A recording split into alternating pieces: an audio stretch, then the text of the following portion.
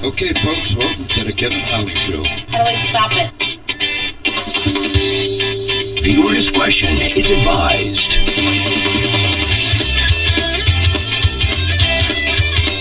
You are listening to the Kevin Holly Show. The Kevin Holly Show. The Kevin Holly Show. The Kevin Holly Show. Kevin Holly. Welcome to the Kevin Holly Show. You are listening to the Kevin Holly Show. I'm strictly pickly. Come on, If you're fucking, you're listening to the Kevin Holly Show.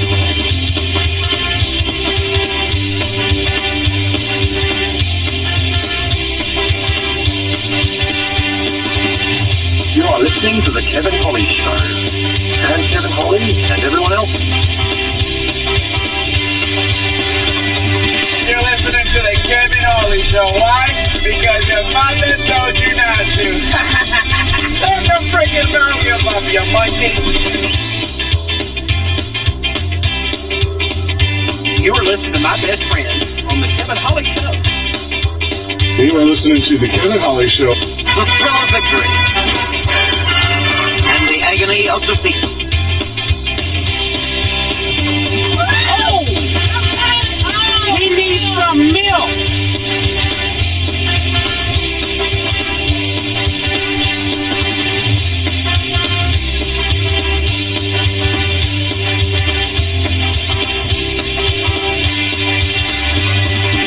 It's worse until he has to deliver. Hi, Kevin. Hi, Kevin.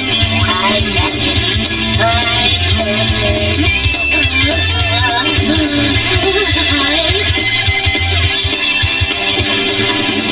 Come on, If you're fucking, you're listening to the Kevin Holly Show.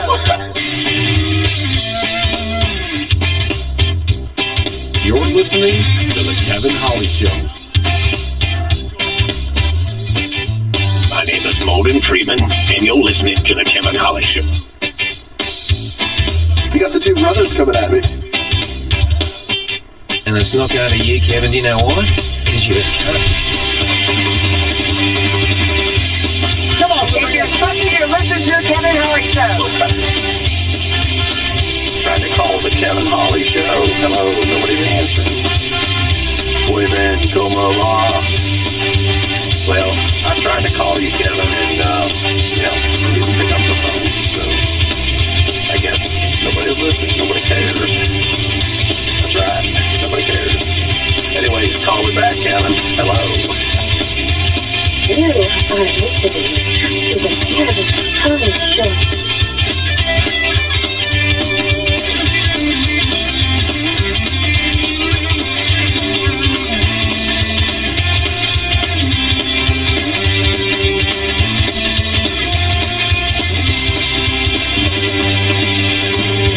Come on, If you're fucking, you're listening to the Kevin Holly Show. Well, hello everybody, and This radio person is the whole problem. Are we going to allow this guy to be heard by anyone who can turn a dial? I've got a pirate radio station. Nobody knows who he is. You out there? You listening? welcome everybody to the Kevin Holly Show. And I'm your host, Kevin Holly. And I know some of you are probably hoping I'm doing this alone tonight, but I'm not. I've got probably three of my favorite people in the whole wide world in the studio with me live tonight. My co-host, my executive producer, unproductive reproduction agent, Jaybird in the house. What's up, man? I'm pretty sure I've probably been demoted. It's been a while, man, but thank you, Kevin. You're not demoted. It's good to be here. Thanks for coming, man. I missed you. I can't wait for you to stare into my eyes once again. Anyway, Pop's in the house as well. What's up, Pops? Hello. Hello. Hello. Hello. Hello. And that beautiful, sexy voice you hear on the pink microphone, that'd be my executive... what are you doing? Are you the executive gopher now, pretty much? Pretty much. Philbert in the house. Hey, for Philbert. Hey, for Philbert. Take your panties off, ladies. Ooh, take your panties off. Is it No Panties Wednesday? Wednesday?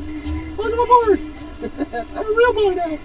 Oh, wow. So we got a lot in store for the audience tonight. If you want to hit us up, the phone number tonight, 727-237-6010.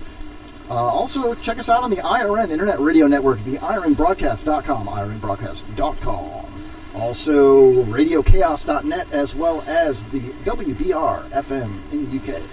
Welcome, Lionel Nation listeners, and stick around for the John LeBang Show after the Kevin Holly Show.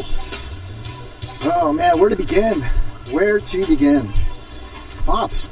I'll tell you a little joke about two kids are out in the yard raking leaves. One is 6 and the other is 8. And he said, the old 8-year-old said to the 6-year-old, you know, it's good that we're doing this, that Mom and Dad are giving these chores to do, teaches us character, but maybe now that they're putting responsibility on me, maybe they'll let us swear a little bit. Let's check it out tomorrow. I'll say a sentence with hell in it, and you say a sentence with ass in it. Little guy says, okay. So the next morning, Mother, they come in the kitchen for breakfast, you know, and the mother says to the oldest one, hey, what do you want for breakfast? He said, what the hell, Ma? I believe I'll have a bowl of Cheerios. What did you say? She passed him, gets a paddle and swats him on the butt, paddling on the butt all the way into his room. When he gets in the room, she slams the door shut. Stay in there until I tell you can come out. So he comes out, and the little guy sitting there kind of shaking in his jeans. He says, okay, Tommy, what do you want for breakfast? I don't know, Mom, but you can bet your ass it ain't Cheerios. Welcome back. Pops is back. That's pretty good, man. I want to tell my kids that one. Philbert, man, for, I got to tell you, number one, I can't hear anything out of these headphones. And number two, when I talk, I can't hear myself. Yeah, something's up with your microphone, man. What have you done? Nothing. Oh, God. How about now? Wow. Testes, 1, 2. Testes? 1, 2. Testes. Jaybird, testes? You got testes? I got a couple of them, but listen, man, I'm trying to get onto the Spreaker.com to get in the chat room so I can talk to my buddy Glick. And there's like so many more sites, and I don't have my glasses, so this is an issue, but there's like the Kevin Thomas. Try those out, see how those work. My mic works better Kevin since I spun it. Garcia, Mexican Kevin. Oh, yeah. The's the Kevin Garcia is awesome. Just type in the Kevin Holly Jackson show. That's what I've been doing. Does that help, those glasses? Yeah, they're not too much. They look really small for your head, dude. This makes me feel good. Glasses, This is the Kevin Parting show, right? Yeah. Type in Kevin Parting. Yes. Speaking of twat waffles, Glick in the chat room. Welcome. We do have a chat room available if you're listening on. Everything's on KevinHollyShow.com. Just KevinHollyShow.com. Check us out in the chat room and all that good stuff as we get Jaybird online here. You can use this other computer if you need to. That one right there. Shit, no, that thing's smaller than this. I'll get there, man. Just like everything I usually do, it just takes me a little while anymore. So, getting out of bed, taking a pee, I sit there for a few minutes before it starts flowing. It sucks getting old, right? Yeah, getting on the internet, all that stuff takes time. Sorry, I think I fixed it. Speaking of taking too much time, Rob Haas in the chat room. And he called me a child molester. Where's he been? Where's he been lately? He's been in Tennessee. Tennessee. I'm thinking about becoming a rapper. I was going to do stand-up comedy, but I think I'll be a rapper now. Be a stand-up comic. Now I think about rapping. What changed? I don't know. Lil Pump kind of brought me to a new reality. Speaking of that, by the way, so I've been monitoring my kid's internet access at school because he's been getting into trouble, and he's been going to YouTube, checking out videos and stuff.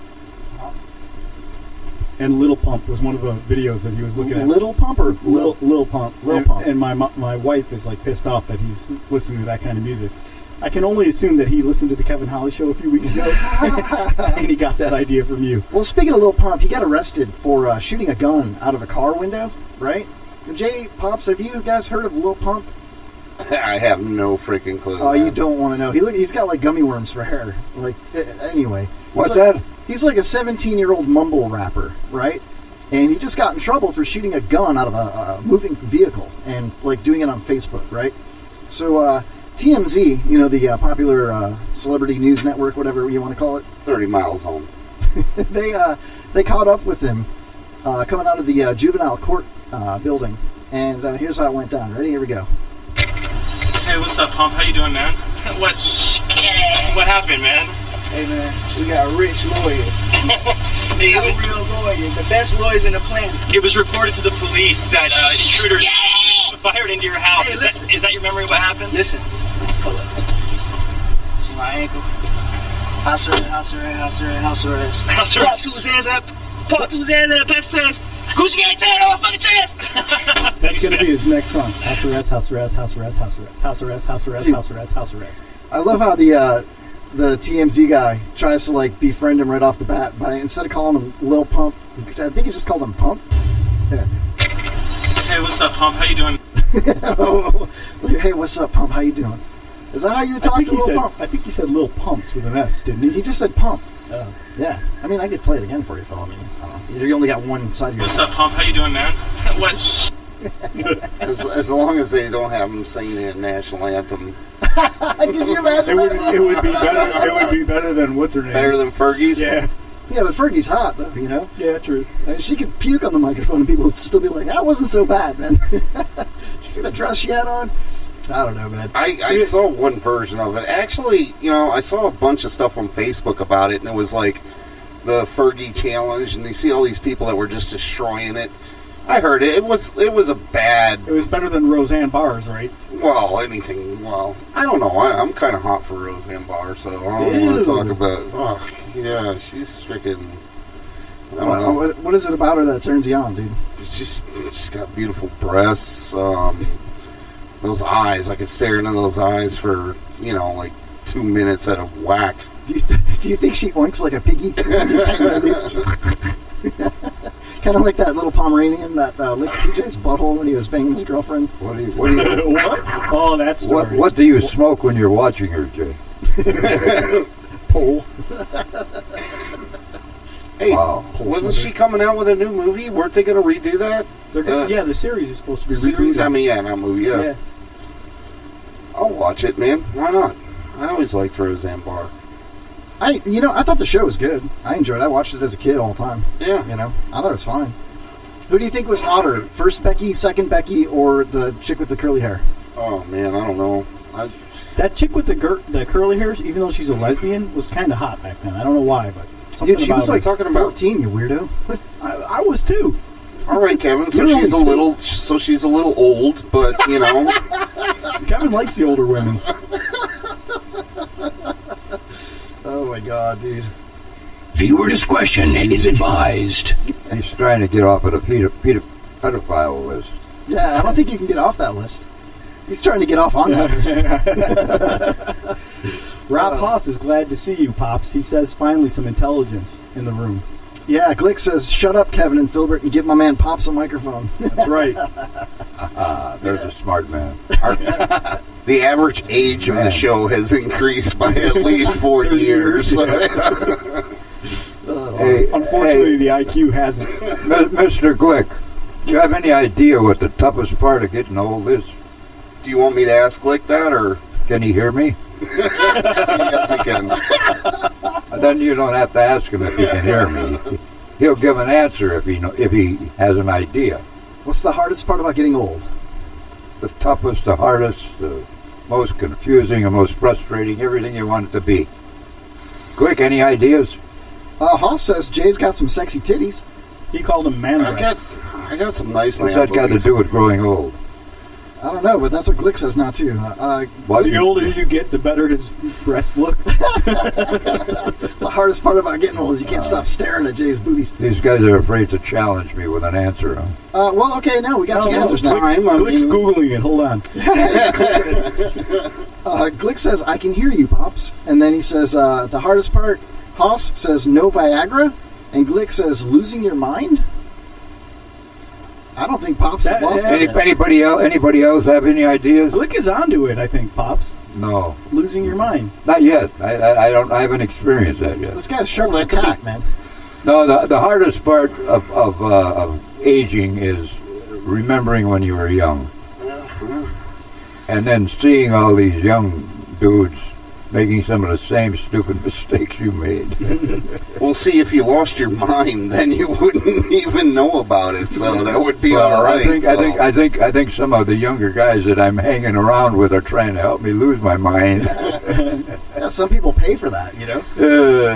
I mean, I'm sure that I haven't been forgetting all this stuff. That somebody's been deceiving me.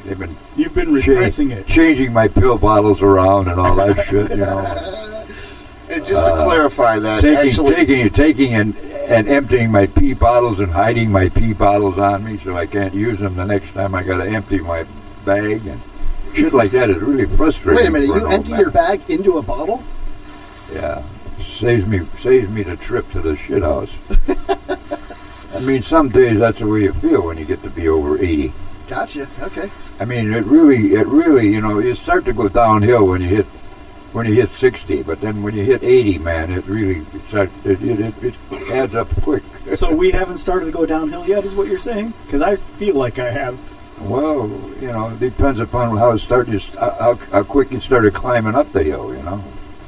The sooner you started climbing up it, the quicker you would start falling down at the back end, you know. But well, PJ's all about falling into the back end. How old were you when you first got laid, PJ? How old was I? Yeah. It was I was technically 15. It 15? was my 16th birthday present. 16th. Okay, how old was the first time with a girl? Yeah. How old was he? We didn't mean the gym teacher. Dude, you were kind of slow, huh? It took you a while. I was only 13. I mean, you know, it's funny that you say that because it probably did happen a lot earlier, like, you know, well, in the 20s, 30s, 40s, 50s. I got this girl out in the field, you know, and we smooched a little bit, and then we had intercourse, and she wasn't a virgin evidently because she didn't bleed, but I got all excited, you know, and then the embarrassing thing is, about 2 minutes after I came and crawled off, I looked over. And there was her mother watching us. I thought you were going to say animals were laughing. No, her mother was watching us. You're supposed to say, what did she say? What did she say?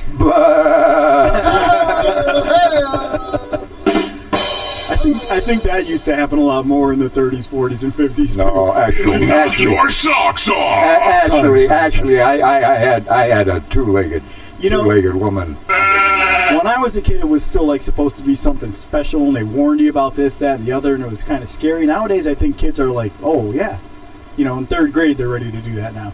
Well, my granddaughter told her brother, 2 years older, when she was 5, I think it was. She was 5 years old, she got it on the way home from kindergarten in the bus. How you make babies? She said, a man takes his thing and he puts it in a woman's thing. And he squirts some oil in there, and that's when to make baby. It's pretty accurate, man. Well, I mean, we all thought somehow a belly button was involved. We didn't get it. Well, when I was a youngster, it was the stork brought the babies. You know, that's why I'm so old school and why I have such a trouble with all these changes. I mean, like we changed telephones, and I just got to the point where I knew how to operate the other one. Now I got a whole new telephone to try and see. And then now we got a new TV, and that's a real challenge. I mean, old dogs have a hard time changing. So listen, Pops caught me jerking off when I was like 15, and he's like, "Hey, son, save that for when you get married." Yeah. Right? And So- 2 weeks later, he came to me with a gallon full. He said, "Hey, Dad, where do you want me to put it?" And you were like, let me call Philbert. Hold on. You cum dumpster. Imagine if I could have just sold Come on, that here to I a am bank. telling you a sweet story about my youth, and you guys are sullying it. Well, speaking of that story, Glick in the chat room says that's a hell of a 16th birthday present from your uncle, Phil. Yeah. Well, you know, Haas says that he's very thankful and glad that Pops is back at the show. He hasn't heard your voice since the hurricane. Who is that? Rob Haas. Trucker Rob. Trucker Rob. Oh, okay. Hello. Rob. You guys hang on because I'm going to come up with a contest. See if you guys really believe in me, or it's all bullshit. I think we should do it right now. Fake swag packs coming your way. No, it's going to take a little bit of doing on their part. They're going to have to send money. Do it. Shit. Oh, no. Let's wait till... Not a lot of money. We're finally going to get paid? Huh? We're finally going to get paid from Oh, I hope I am. I am. I need something to supplement my Social Security. See, I was helping a young guy build a rental business, and I took 3 pay cuts before I retired, so it probably cost me $150 a month in my Social Security. And well, I feel guilty about Social Security because years ago when I first started, I paid in the max every year for quite a few years. What? And you know, when it started, it was $4,400. Then it went to $4,800. I paid that in August or September. I had earned that. They didn't take Social Security out after that. I would have thought when you started paying Social Security it was wooden nickels or something. Let me ask you a question, Pops. When was the last time you filed taxes, Pops? Probably in 90. When did I sell the filter business? 94, 95. So you probably don't need your Social Security number anymore then, right? What? You probably don't need your Social Security number. Every time I go to the VA, I got it. So at least my last 4, 6304. Have you ever checked to see if the government owes you anything? If the government owes me, I'd be afraid. Why don't you give me your social and I'll check for you? Yeah, that's a great idea. I'll check for you. Write it down. I'm very nervous about giving my Social Security. You don't even use it anymore. Go ahead. He just told you his Social Security at 6304. Yeah. You know, they would normally use like a fingerprint scanner. I mean, they do it at McDonald's now, but Pop's already is wearing one, so... What? What's that bad boy reading? Can you believe how many scams there are around tax season nowadays? Dude, I was reading some cool scams on Facebook today. By the way, I'm banned from Facebook. We should probably get into some content. I brought a lot to the table tonight. I got banned from Facebook again. It's a good thing you're not a drug dealer because you do the same crime over and over again. I know. Kevin would sell to the same undercover like 3 times. You got me again. I'll try it again. Yeah. I should stick to selling drugs to mumble rappers. And welcome Andy to the chat room, by the way. Andy knows when to come. What up, Andy? And H-Cow, too. Hey, who's H-Cow? This is his partner, Amos Surrant. Hey, Amos! Where's Amos, Andy? Viewer discretion is advised. Sorry, my buttons are really big. Do you guys remember who the 3 most dangerous men are? Mo, Larry, and Curly? Jaybird, Pops, and Philbert. The guys from the band Rush. You want to know who they are, really? The 3 most dangerous men. Well, can't we at least have some guests from the audience? Okay, that's the idea. I just wanted to see if you guys were more important with playing with yourself or you want to get the audience involved. I'm going to go with evidently the Father, the Son, and the Holy Ghost. Ooh, the Holy Trinity. You think they're the most dangerous? Depends on who you ask. Huh? It depends on who you ask. Oh, well, that's your opinion. I'm going to go with... let's see what the audience thinks. I'm going Blanco Loco, Omar, and Danny Vincent. 3 most dangerous men. Like, danger from what perspective? Like, they'll kill you? How about... Okay, what does our chat room say? We'll give them a little time. I'm going to say Bonnie and Clyde. that 3, right? And is one son of a bitch. Yeah, he's horrible. Bonnie, Andy, and Clyde. Now that's a thinking man's answer. Is that for what I said or for what Jay originally said? Let's get the audience involved. Oh, we're still waiting. Call the show, 727-237-6010. Our audience is slow. Remember, Glick's got to Google it first. Yeah. What? Glick has to Google it first. He's got to Glick it. We should ask Siri. Is Siri in the chat room? Oh, yeah. Where's Siri? Yeah, shit. Hey, don't give me none of that serious shit. Well, maybe Alexa. I had that chick calling me every day asking me how she could get on the freaking show. Finally told her to call Kevin and she'd have to give him a blowjob and then he'd probably bring her on. Jesus. Would everybody see that through Siri? You know, I don't know. Like, I'm going to bring Siri to the studio. I'm going to bring her in. She wants to come, I'll tell you that much. Oh my God. As bad as Dee did, but Dee's boyfriend wouldn't bring her back. He thought, Dee the thought you psychic. guys were bad. Yeah, Dee's nuts. Oh, Phil. Take a little hanging fruit there, Phil. H-Cow asked who are the 3 most dangerous people in the chat room. I'm H-Cow, Jay, in case you weren't there 30 seconds ago when we said that. Oh, no, I wasn't. Yeah, I'm sorry. What did H-Cal say? There's only 3 people in the chat room. And they're all pretty bad mofos. There's only 3 people in the chat room? No, there's more. That's probably a record for this program. Oh, Jesus Christ. I'm going to have an aneurysm in here. Come on, people. Who are the 3 most dangerous men, is it? Yeah, dangerous men. Who's the 3 most dangerous men? I still like the dudes from Rush. Wow, that's... Getty Lee. You're a real bigot, Dad. Why couldn't there be a woman involved in that? Yeah. Women are dangerous. Well, yeah. I think they're more dangerous, actually. Yeah, are you assuming their gender? So let's run the list. There's no audience participation. We know it's not the guys from Rush. We know it's not the Holy Trinity. We know it's not Mo, Larry, and Curly. And it's not Bonnie and Clyde. Could it be Bobby, Peter, and Greg? Ooh, the Brady Bunch kids. No. What if you throw in Cousin Oliver? Throw them in, it ain't going to help. How about Obama, Eric Holder, and John Kerry? Nice. What about Uncle Joe Biden in the mix there? What about Uncle Sam, Lady Liberty, and... Smokey the Bear? Yeah, Smokey the Bear. Nope. That's a trifecta of danger right there. and you and Pops and Jaber are a trifecta up in here. Well, whenever the chat room says... Glick had a great response for an idiot. He said, God, Jesus, and Satan. Not counting that God and Jesus are the same person. No, God is Jesus' father. They're the same person. No, they're the same. Well, if you believe in the Trinity... That's like a whole show right there. That's like a whole segment. We could debate that one all day. Yeah. But I think... Haas says Dick Cheney and the Clintons. Called Glick an idiot. That's awesome. Why? Nobody else wants... You guys really want to know? Yeah, we want to know. No, I want to play this out for the entire show. Oh, okay. I'm just kidding. Yeah, I want to know. Are you sure it's not Does Glick want to know?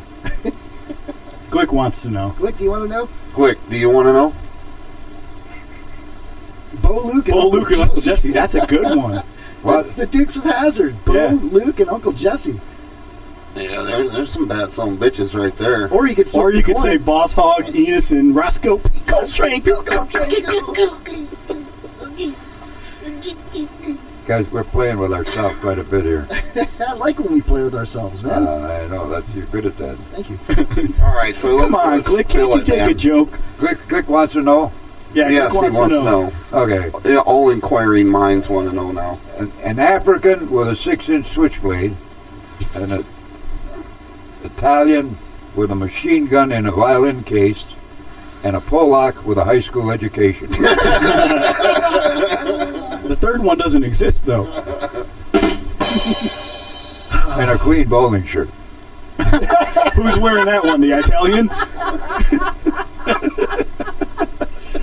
Pops is on fire. All 3 of them. They're on the same team. Oh, you can have fun legitimately and use a little thought and screw up around, and what man can make, man can break. So what he can do, he can also create. We're going to get into some serious shit here tonight, guys. That sounds like I'm sick and tired of the Kevin Holly shows me fucking off here lately. That's an asshole. I hope the power doesn't go out. No, don't jinx it. Well, the Kevin Foley has had his good days, but he's had some bad ones too, and that's understandable. That's understandable. Yeah, sure it is. I'll shoulder the blame. I'll shoulder all the blame, Pops. Nothing can stay good and pure forever. I mean, it has to. With every good comes some bad, and with every bad comes some good. So we're gonna look for more good tonight than we've had in a long time. That's a very deep innuendo you had there. I mean, Philbert. Basically, what he's saying is you and I suck. Yeah. And he's gonna right the ship for us. He's already done it. Same thing everyone in the chat room is saying. It's the Jim Knoll show tonight, folks. Hey, don't get my name involved, and it's on Pops. Uh-oh. I don't want anybody that knows me to know who I am. Yeah, I'm going to get a phone call tomorrow, and they're going to be like, is your friend Jaybird really gay? Yeah. Oh man. Let me. You want to give them something to think about. Let me give them a two name quiz. Okay.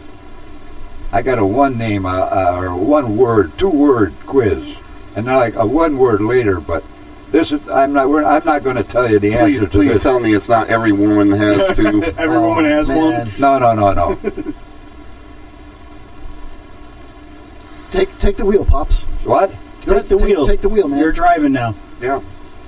Give us one of your quizzes. 2 word Okay, quiz. two man quiz. 2 word. 2 word quiz. Hold on, can we? A 2-man quiz is what Kevin does at the man grows. You guys got me all confused. Hold on, Pops. Can we do this real quick, just to start it off? Do it. This is Pops, and this is my world. There you go. Sorry. What's that? I'll play it again. Here we go. This is Pops, and this is my world. My riddle? My Your world. Pops' word. Oh, my world. Yeah. And in this case, it's two. 2 worlds collide with that monster song.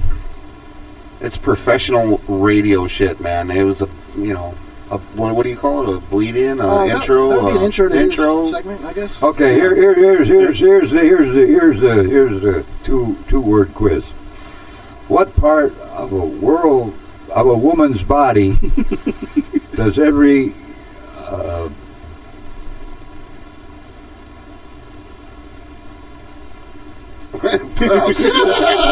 You all right there? Yeah, what's going on? You still with us?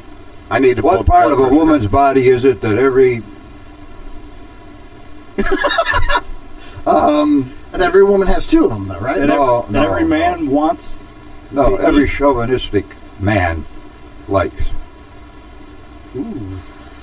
What part? What bone in a woman's body does every?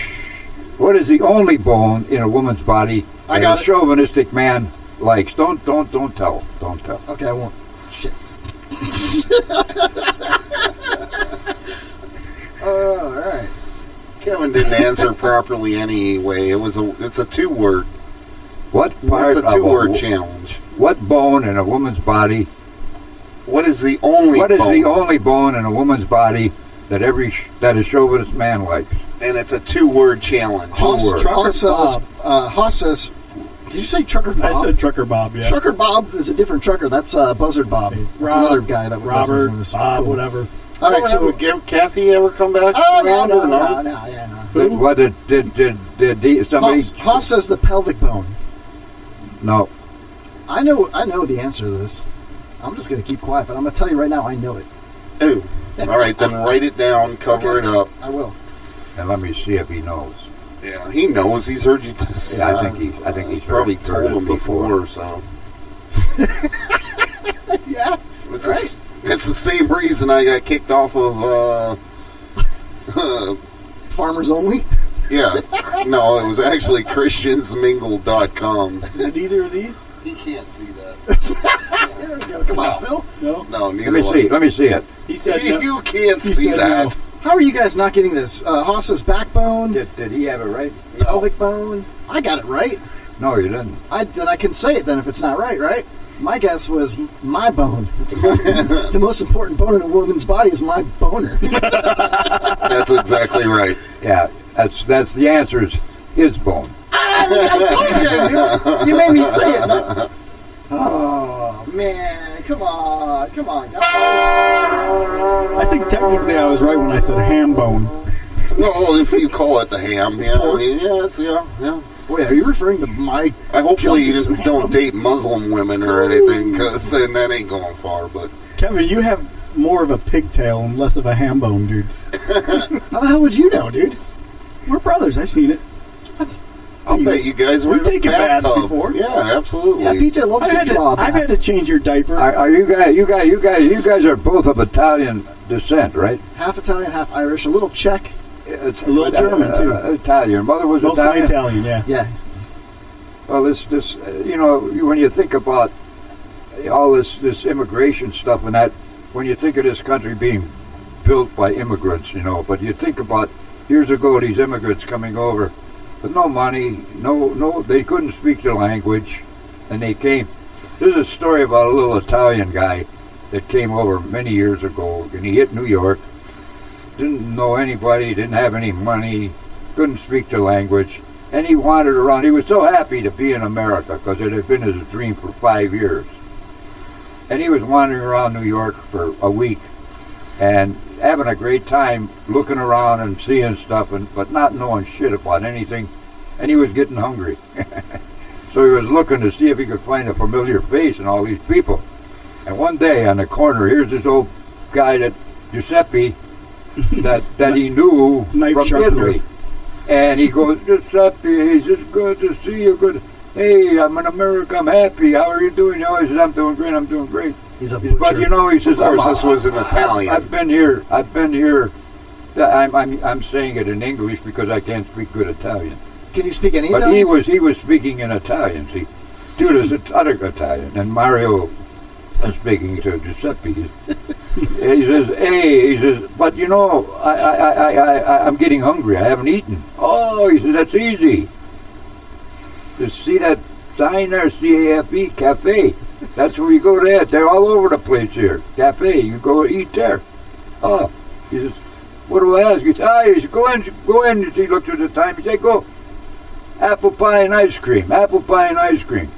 Okay. So he quick runs into the. He says, "Apple pie and ice cream." And he said, you know, fantastic stuff. He found 4 or 5 cafes every day. He's going, "Apple pie and ice cream, apple pie and ice cream." But he said, I got to change my diet a little bit.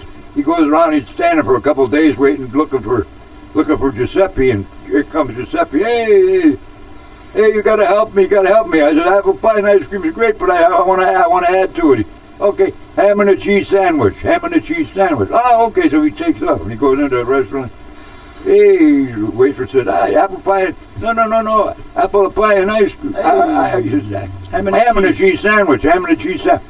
She says, "What do you want that on whole wheat or rye?" He says, "Apple pie and ice cream." Oh, Posse on fire, man. I would have thought he would have like pizza. Like a pizza pie. Hey, pizza pie. Luigi. Hey, what's up, Mario? Hey, Mario, long time no see. Hey, why you know eat the pasta? That's the Italian accent coming out. Hey, you know you only come to America because of the white privilege. We all come from the white areas of Europe to hold the black man down in America. How did you turn Jamaican? Isn't that how they all came here? No. They all came here for that, right? No, they came for the pies, man. Oh, I thought all the immigrants built America, except for the white ones, because they had white privilege. No, actually, there was a lot of Irish slaves, too. So I know. My point is they never talk about them. They only talk about the other races. Right. Yes, I'm being facetious. So anyway, PJ, why you being facetious? You should eat the pasta. Because I cannot find the pie, and all I get here is the ham and the cheese, and there's ice cream and apple pie. We don't even have apples in Italy. Have a linguine. Apple pie and ice cream. Let's go on to the next topic of interest. What do they call it in Italy? It's like not sorbet, but what do they call the Italian ice? No, what? There's like a name like shaved ice. Shaved ice? No. Glick it. Hey, Glick. Gelato. I love gelato. I've never had gelato. I just like saying gelato, though. I had a cousin named Gelato. That's I got a lot of friends over here in the room with me. Yeah, just a gelato. Don't order it until you've tried some of it. How the fuck are you going to try it if you don't order it? Not only gelato, but what's the other word I like saying? Pilates. Pilates is an awesome word. I love saying Pilates. Whoa. What is that? That was me playing with the chords. That's what I do. I play with chords all day. That's a black chord. Black chords he plays with. With his dick. I said it first, Jay. Don't rub it in. I was just for laughing and repeating it. If you could rub it in, that'd be pretty cool. So, jeez, I forgot what I was going to say now. All this talk about gelato and... Oh, Pilates of the Caribbean. That's a small business idea Philbert and I had. Where we do Pilates on a cruise boat and call it Pilates of the Caribbean. Yep. Pilates of the Caribbean. A couple of fat Italian short dudes doing Pilates on a cruise boat. Johnny Depp looking Pilates guys. I'll do it. I'll wear a thong. Oh, man. I could be your poster boy. Just shave your ass hair and do a thong, dude. You know? You shave my ass hair and Philbert can take the picture. Here we go again. I'd rather have an artist rendering, you know, he just draws it. Pops, here we go again. Yeah. Where are we going, Pops? We're going to Italy. I think they would call that gigolates. Yeah, Gigolati. Gigaholati. What about that other business that you wanted to start with me and I told you no? It was Butt Pirates of the Caribbean. Thank you. Thank you. Thank you. Crickets. I'll be here all night. Wow. So, all right. I have some things I want to get into. I want to kind of save it, though. I don't want to get into this next topic until, we got some time before the break. What do you guys think about these kids that went marching to Tallahassee? Mow them over. For gun control? I didn't say that. Yeah. I didn't say that. No, I know, man. It's all fun and games, but mow them over with a big freaking lawnmower? bulldozer. I think that the media is exploiting these children and making them choose sides politically when they're kids.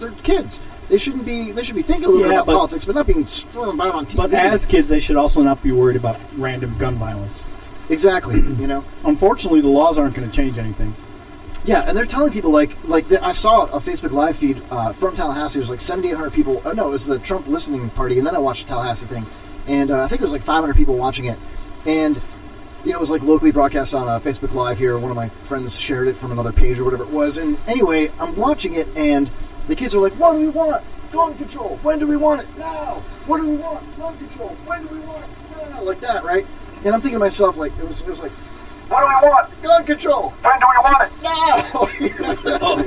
Now. So, anyway. He's been waiting to use that prompt for like a year. Yeah. That's why the story is on the list of things to talk about. So, there they are, talking about it like that, right? And I'm thinking, like, because the reaction to that was some of the older adults in the crowd saying things like, and some of the politicians like, it's going to take you voting. We're going to need your votes. You need to take action. And telling these like 15, 16, 17-year-olds. That same day, the Democratic National Party's website was asking for donations to further their views on gun control. Well, talk about politicizing. Sure. Now, this leads me to this, and it's kind of weird, but I don't think that a 15-year-old should be thrown on TV or bussed out somewhere to the Capitol building to scream and shout. There was a walkout all over South Florida today. All these students were just walking in circles on the football field, and it was like pack mentality, you know? Like what kid doesn't want to walk out of school? Exactly. Right. And I think it's the fault of the media for exposing these kids, you know? Wow, do I have to challenge your ass? Yeah, me too, because I really don't see a problem with people trying to get behind one of the biggest. You guys are stealing my main thing this evening. Oh, and that was the apathy of the young kids. There's nothing wrong with them feeling this way. Hey, when I say young kids, I'm talking kids 25 to 30 fucking years old. Some of them 35. Right. 30 to 18 to 30. They don't vote. They don't want to vote. I can't say I blame them because what is the choice? They can vote a Republican or a Democrat. Yeah. And the only difference is one's in, one's out. And one you're going to have to screw in with a left-hand thread, and the other one's got a right-hand exactly. thread. Yeah, it's a sad you got to back one and out. when it comes right down to it, there ain't no difference. The only reason a person gets excited once in a while and votes is because they think this guy might bring change. And it comes around, the change is worse than you had before. You never know until it's too fucking late. Well, I didn't want to get into a gun control debate or anything. The thing about it. Stop yelling at me, sir. The thing about it, for me, an old man. I'll turn his oxygen down. Hold on. Thanks. I'm just kidding. Carry on, Pops, please. You got something you don't want me to say, or no? Carry on. Jaber's just being Well, the point is, I listen to these kids. From 18 to 39, to 29, we'll say. Okay. But there's some of them older. Number one, a lot of them haven't worked a day in their life. And that's because there aren't any entry-level jobs. They've never had a chance to learn how to work or how to deal with people and blah, blah, blah. And their parents were unionized and didn't want it to work because they could only make $5 or $6 an hour when they aren't worth $2 or $3 an hour. We had a joke when we were hiring people in the rental business. You just say we'd ask a guy we were trying to hire for stunk work. He'd say, how much am I going to get paid? And I said, I'll pay you what you're worth. And most of them would say, hey, I ain't working that cheap for nobody. And they were honest. Well, we'd hire them and give them a chance, and start them at $5, and some of them would get $10 if they were worth it. Then you started paying Mexicans under the table. Shame on you. No, we paid them on top of the table if they worked good. Paid them in porno mags. No, don't interrupt me with that bullshit. Mexicans are one of the reasons that we don't have any entry-level jobs is because the white man got too good to do a lot of these jobs, so we had to get the Mexican to come in illegally, which we encouraged because we were too freaking lazy because our parents didn't teach us how to work and do menial jobs. But the main thing that I think you need your ass kicked for challenging what 15-year-old kids shouldn't do. Well, it's... Hey, just wait. You got 25-year-old kids that have lost interest and don't want to do anything because it's a lot harder today than it was when I was coming up, and I can tell them what I did, and sure, I bought a house on an acre of land for $1,100. You can't do that today. I feel like this. A lot of the things that are wrong, I feel guilty about because I should have done something. But what is the answer to getting something done? Making these young kids aware of some of the problems. I agree. And I can name all the problems, starting with education and health care and the congressman not being on Social Security, and they make the laws that affect it. They would be paying the max on Social Security if they were on it. Yield the floor. I think that's a thing that anybody. Pops, I think the thing the problem Kevin has with this is that it's not that having young kids get behind a cause is a bad thing. It's that whatever the media puts out there, the young kids get behind. They just so happen to be behind a good cause this time. But well, the media is a lot of the problem. I'll agree with that. That's my point. The media is throwing these kids on TV and making them make choices about political things they never thought about. And it's also making the kids believe in something that can't possibly happen because. These kids have to realize that lots of things can happen, and they have to be the ones that are going to bring about a change. Yeah, but when it comes to gun control, the only change that's going to work is changing the entire world's mindset about guns. You can ban Not them. the world's mindset. The whole world. Because listen, let me rein this in a little bit real quick. Let me finish a thought. Well, because I don't want to get into a gun debate with going into a hard break, Phil.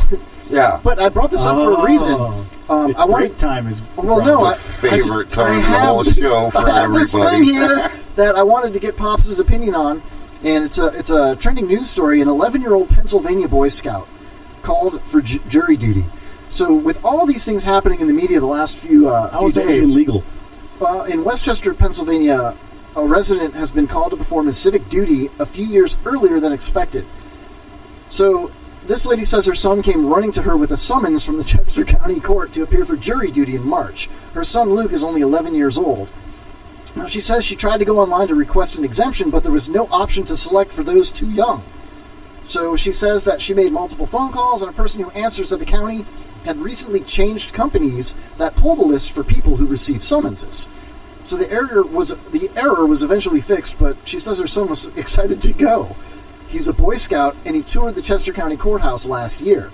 So it kind of comes full circle for this kid. He gets all excited that he's been called for jury duty at 11 years old. I just thought it was kind of ironic, the nature of what's been in the news with all these children walking out of school, marching, protesting, getting bused to Tallahassee. And then you have one that cares about important stuff. Yeah, and then you got one that wants to serve in jury duty. He went and toured the courthouse last year. You know? I'm very, very negative on the government getting involved in too much of anything. Agreed, yes. Okay. Any new program sucks in my way because it's just more bureaucracy piled on top. And Trump was gonna clean the swamp. He ain't gonna do it by creating more bureaucracy. I'd just like to comment that I love 11-year-old boys that want to serve on jury duty. Did you just hand this to us on purpose, or did you just realize? Soundbite. What? He wanted to go out and have a friggin' cigarette. Let's go. I think I'm going to have one. Oh, no, you will not. No way. Absolutely not. All right, we should probably break. You see. We got 9 minutes. Now I know how these 18-year-old kids feel when they can't go and get a beer, or when they can't go and get a freaking shot in a bar, but they can go and fucking get shot over Pops, in fucking why don't you and all your old ass friends organize about this then and get something done? I need to get a bunch of you young guys motivated to do something. I can guide you, and I can get enough of you together in one group to take on something, and you can get something done. I'll get you a motorized wheelchair, man. You can just like drive yourself in that. Hey! I have good days and bad days. I need somebody Let's end this I need somebody that's got all of their doubles working, like their balls working, their fucking lungs working, their fucking eyes working, their ears working. So you're saying you need me, Pops. Their teeth, both gums working. You need me.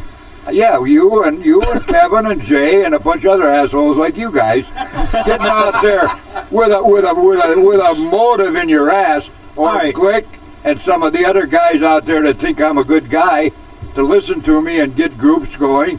I'll advise. All right, on any subject if you want to talk. What needs to be done with education? Let me ask you. If you could pick one thing that you'd want a chart, to get a bunch of people behind, one cause, what would it be right now? The most important cause you can think of. What would it be? Oh, it's hard to say which is the most important. Well, you can't even get organized. How you going to organize? No. Here's the one thing that I think is critical and it's very attainable. I think that the masses, there isn't anybody that gets a paycheck and looks what they're taking out of it, what the government's taking out of it, even now that they've got a cut and they're getting a little bit more than they would have, that doesn't think the fucking congressman should fucking be on the Social Security system, because they're making the laws that affect it and they aren't paying a dime in, and they've got a better program. They don't deserve a better program, and you could get everybody that pays taxes to I think a grassroots, get 15-year-old kids squawking about it. Can we call it congressional reform? Or legislative reform? Give them term limits. Get them on Social Security. Well, yeah. I can be on board with that. Let's start a motion. And you guys, and none of them should be allowed to accept lobby money. Absolutely. And you're gonna have a problem from the Democrats and the Republicans. Good. But you get the citizens to unite in this one area. I think that's a place to start. And no more pork spending. That's the place to start. And we get Trucker Rob to spread our message as he's delivering all across the country in his 18-wheeler. Put it on the side of a 53-foot trailer. Nice. I want to break the monopoly. Get everybody that's got a pair of balls to do something. I want a pair of tits. Well, Jay's got both. You want a tranny? I don't want to discriminate against anybody. We're gonna have a militia. Even if a guy don't have any balls like me, he should do something. I got your balls. I'm getting it started. Your balls are still on my desk at work. Yeah. Hey, Kevin, I gave them to you. Yeah. Jaber, what's up? I just want to give you this penis enlarger. When you look at it, it's a light up magnifying glass. Give me that. That's my eyes, you fuckers. You handed it to me. Hey, let the boys think. Let me give them a one-word quiz for them to think on while we're gone. Yeah. What is the one word that is the most required part of any relationship? The one word that's the most required part of a male-male relationship, female-female, male-female, any way you want to look at it. Okay. Male-male? Male-male, female-female, yeah, sure. What if it's a transgender any relationship? I would like to point out relationship between two people. On a deep level, Pops, I would like to point out that he is not saying necessarily that it's a spoken word. It's just the most important word? Yep. Okay. It's like Philbert's onto something. It's a word that's hard to say anything of any importance that you don't use. Probably. We've got sex, trust, loyalty in the chat room. So is it something that has to be spoken between, or is it a word that describes? I say we keep them in suspension. One word. One word. Hey, it's whether it's between two 4-year-olds, two 40-year-olds, two 80-year-olds, what if it's between, or two 95-year-olds? What if it's between a Catholic priest and an 11-year-old boy? One word. That word is one word. And it has to be mutual between the two. All right, guys. We're already getting some hits. We'll check them when we get back. What is the one word that is the most required part of any relationship? So far in the chat, I think it's the number one word in any relationship. And we will let you know what that word is after the break. We'll be right back with more of the Kevin Holly Show. My name is Molden Freeman, and you're listening to the Kevin Holly Show. You're listening to Rex and Randy on Redneck Rockabilly AM 1040. I tell you, it is hotter out there than a Carrie Underwood, Danica Patrick corn dog eating contest. Ain't that right, Randy? I'm sweating harder than Charlie Sheen on a pile of hookers. That boy sure knows how to party. Winning. You bet your ass. And speaking of such, check out this new song by one of my favorites, Gus Twittley.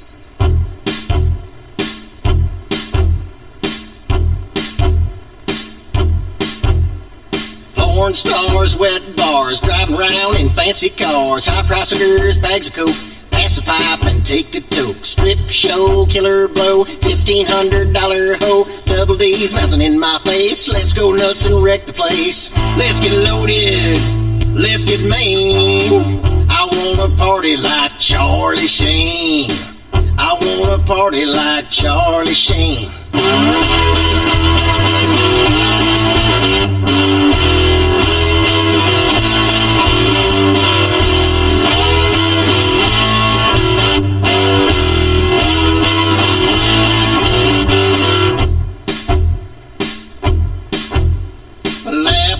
No pants, that's what I call romance. Long legs, mini skirts, drinking till my liver hurts. Get ripped, get stripped, get $1 million for every script. Let's get $1 million bills and roll like Chuck through Beverly Hills. Down on Sunset, on the Seine.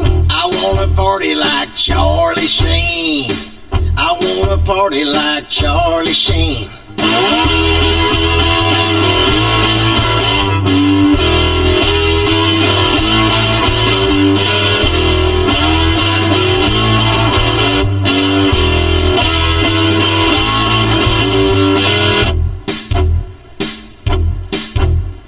Drinking, smoking, I ain't joking. Let's hit the lights of Hollywood. It's good to get, and the getting's good. Girls that know just what to do jump on you like a kangaroo. We'll get high, we'll get stoned, we'll eat pie, they'll get boned. Drunk in orgies, limousines. I wanna party like Charlie Sheen. Let's get crazy, let's get obscene. I wanna party like Charlie Sheen. I wanna party like Charlie Sheen. Let's go.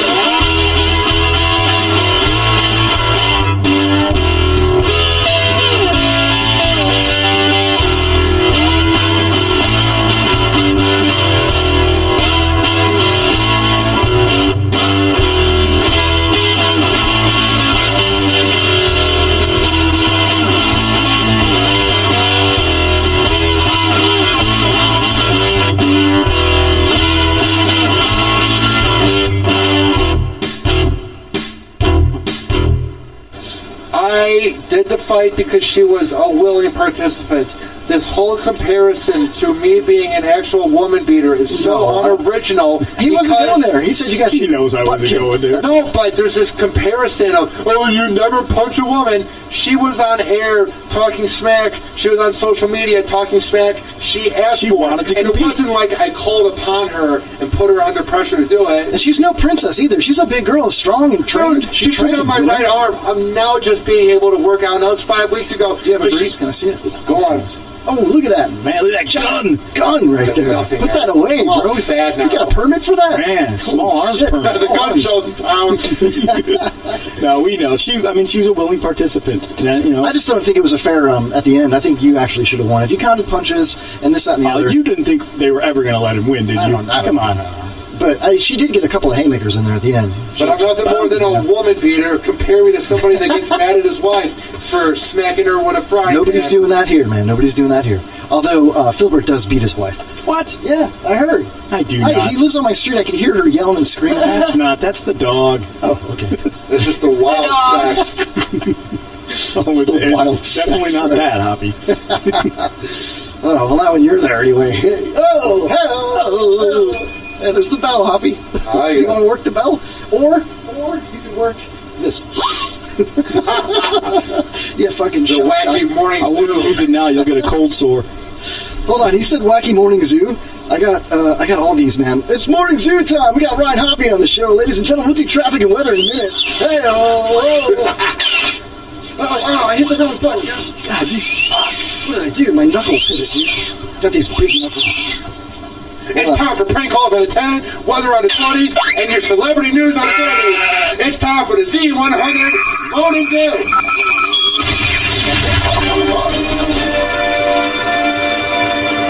Monica, what's going on with traffic?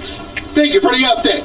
What's going on with celebrity sleeve? I didn't get my report yet. Who's banging who? Time for Roanoke, Virginia's Morning Zoo.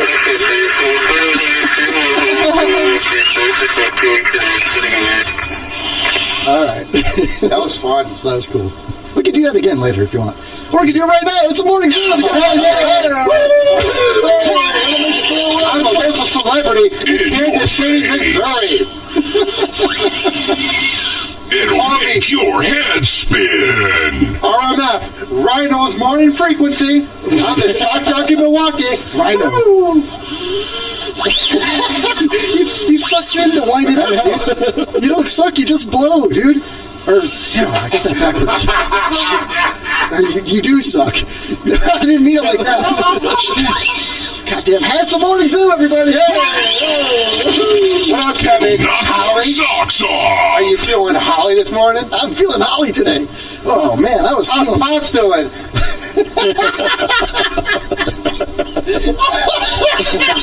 This is better than my own podcast. It's a fake morning zoo. I got lightheaded. I laughed so hard on that one, dude. We're number one in Pops doing? In Bismarck, Idaho. That's our town. I'm the local shock jock in Bismarck, Idaho. Rhino in the morning. Who's the party boy? Ryan's the party boy. Oh, well, come on. Dude, maybe my calling isn't being me, it's being some hacky shock jock morning zoo in a small town who thinks he's a local celebrity. So I'll see you tomorrow morning here, then. Fargo, North Dakota. Stop sucking it! Just blow it. That's all you gotta do. Blow harder.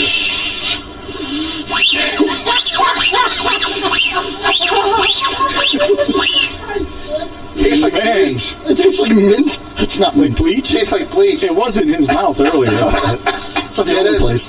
You know why it tastes like bleach? No holds barred. No holes barred. Holy shit. I think we should take our first break a little early. Because it's hot. What's coming up in Celebrity Sleeves after the break? Oh, we got Facebook. Save. But first we gotta get to a prank call. Okay, let's do a prank call, everybody. 1-800, call me now. I'll prank call you. Slow down, Ryan. That's how every morning zoo is. My name is Morgan Freeman, and you're listening to the Kevin Holly Show. Oh, shit. Hold on. We got nothing like Kevin Holly, or Morgan Freeman. We got a live caller. Hi, welcome to the Kevin Holly Show. You're on the blower. Hello. Hello. Speak. Hi, you're on the air. Someone's going to prank call us is what is happening right now.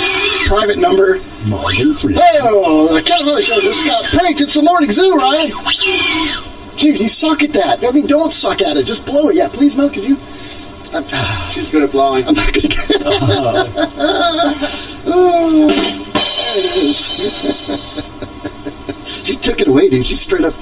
Oh my God! My aunt just sent me a text about when I walked out on Drew's show today. I've been sick with worry. Oh my God! We love Drew here on the Kevin Holly Show. Oh yeah, hey, you're live on the show. Who dat? Hi, this is Mason. Am I caller number 7? You are caller number 6. What did he win? No, he didn't win nothing. What do you want from the Zoodana Prizes? You guys giving away Starbucks gift certificates? We do, $25, and you get to see Bruno Mars next weekend while drinking the coffee. All comes at a Fargo Morning Zoo. All you gotta do is come into the studio and show us your titties. I got them. Basically, what people do Mad Dog Moo Pies there on Face of the Buzz. I have no idea what's going on right now. Because it's the morning zoo, everybody. Nobody knows what's going on. It's the Wacky Morning Show. Tookie Tookie. What would our radio names be? Mine would be Rhino. You'd be Rhino's, what was it? Rhino's Morning Frequency. Wasn't that something you did in, like, the 4th grade? Yeah. Yeah. Rhino would know that. Because I follow you, Ryan. I'm a huge fan, man. Yeah, I liked the show Rover's Morning Glory 10 years ago, so I liked how it was RMG. So I was like, I should do RMF. Rhino's Morning Frequency. I think that's a great idea, man. We should continue to do that. You should do that tomorrow morning right here in this studio at, I don't know, what time?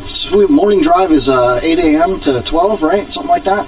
It's like 6 to 11. Yeah. 6 to 11? That was close. Okay, well, on your time, yeah. Well, on the IRN, the Internet Radio Network, the IRNbroadcast.com, I am played Friday mornings, morning drive, 8 a.m. Eastern Standard Time. Check out the Kevin Holly Show. And listen to the smooth sounds of Philbert, Ryan Hoppy, and Melissa. Thank you. Was that your radio voice? That was my... dude, I should play... Okay, you guys could do morning zoo. I want to do, like, a late-night jazz, you know?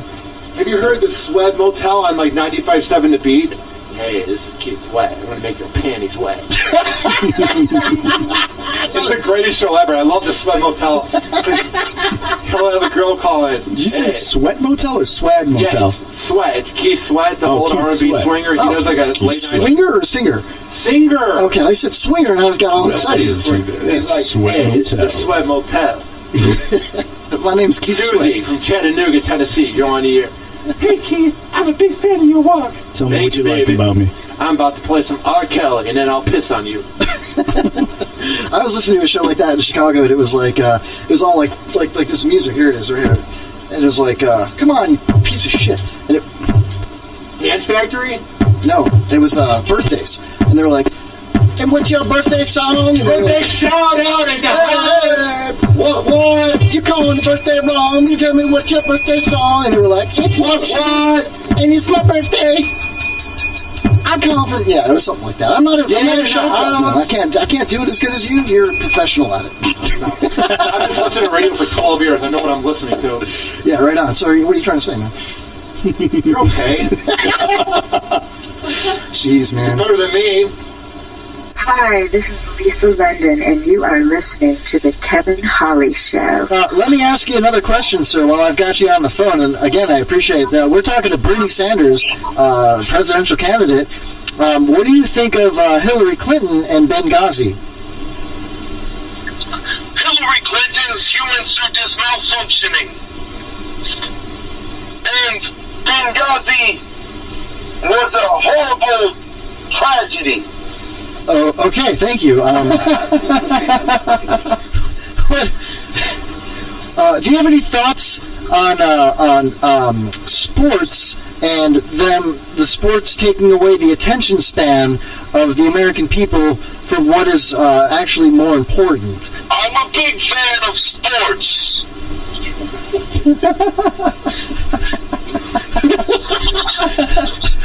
Okay, Mr. Sanders, thank you for that.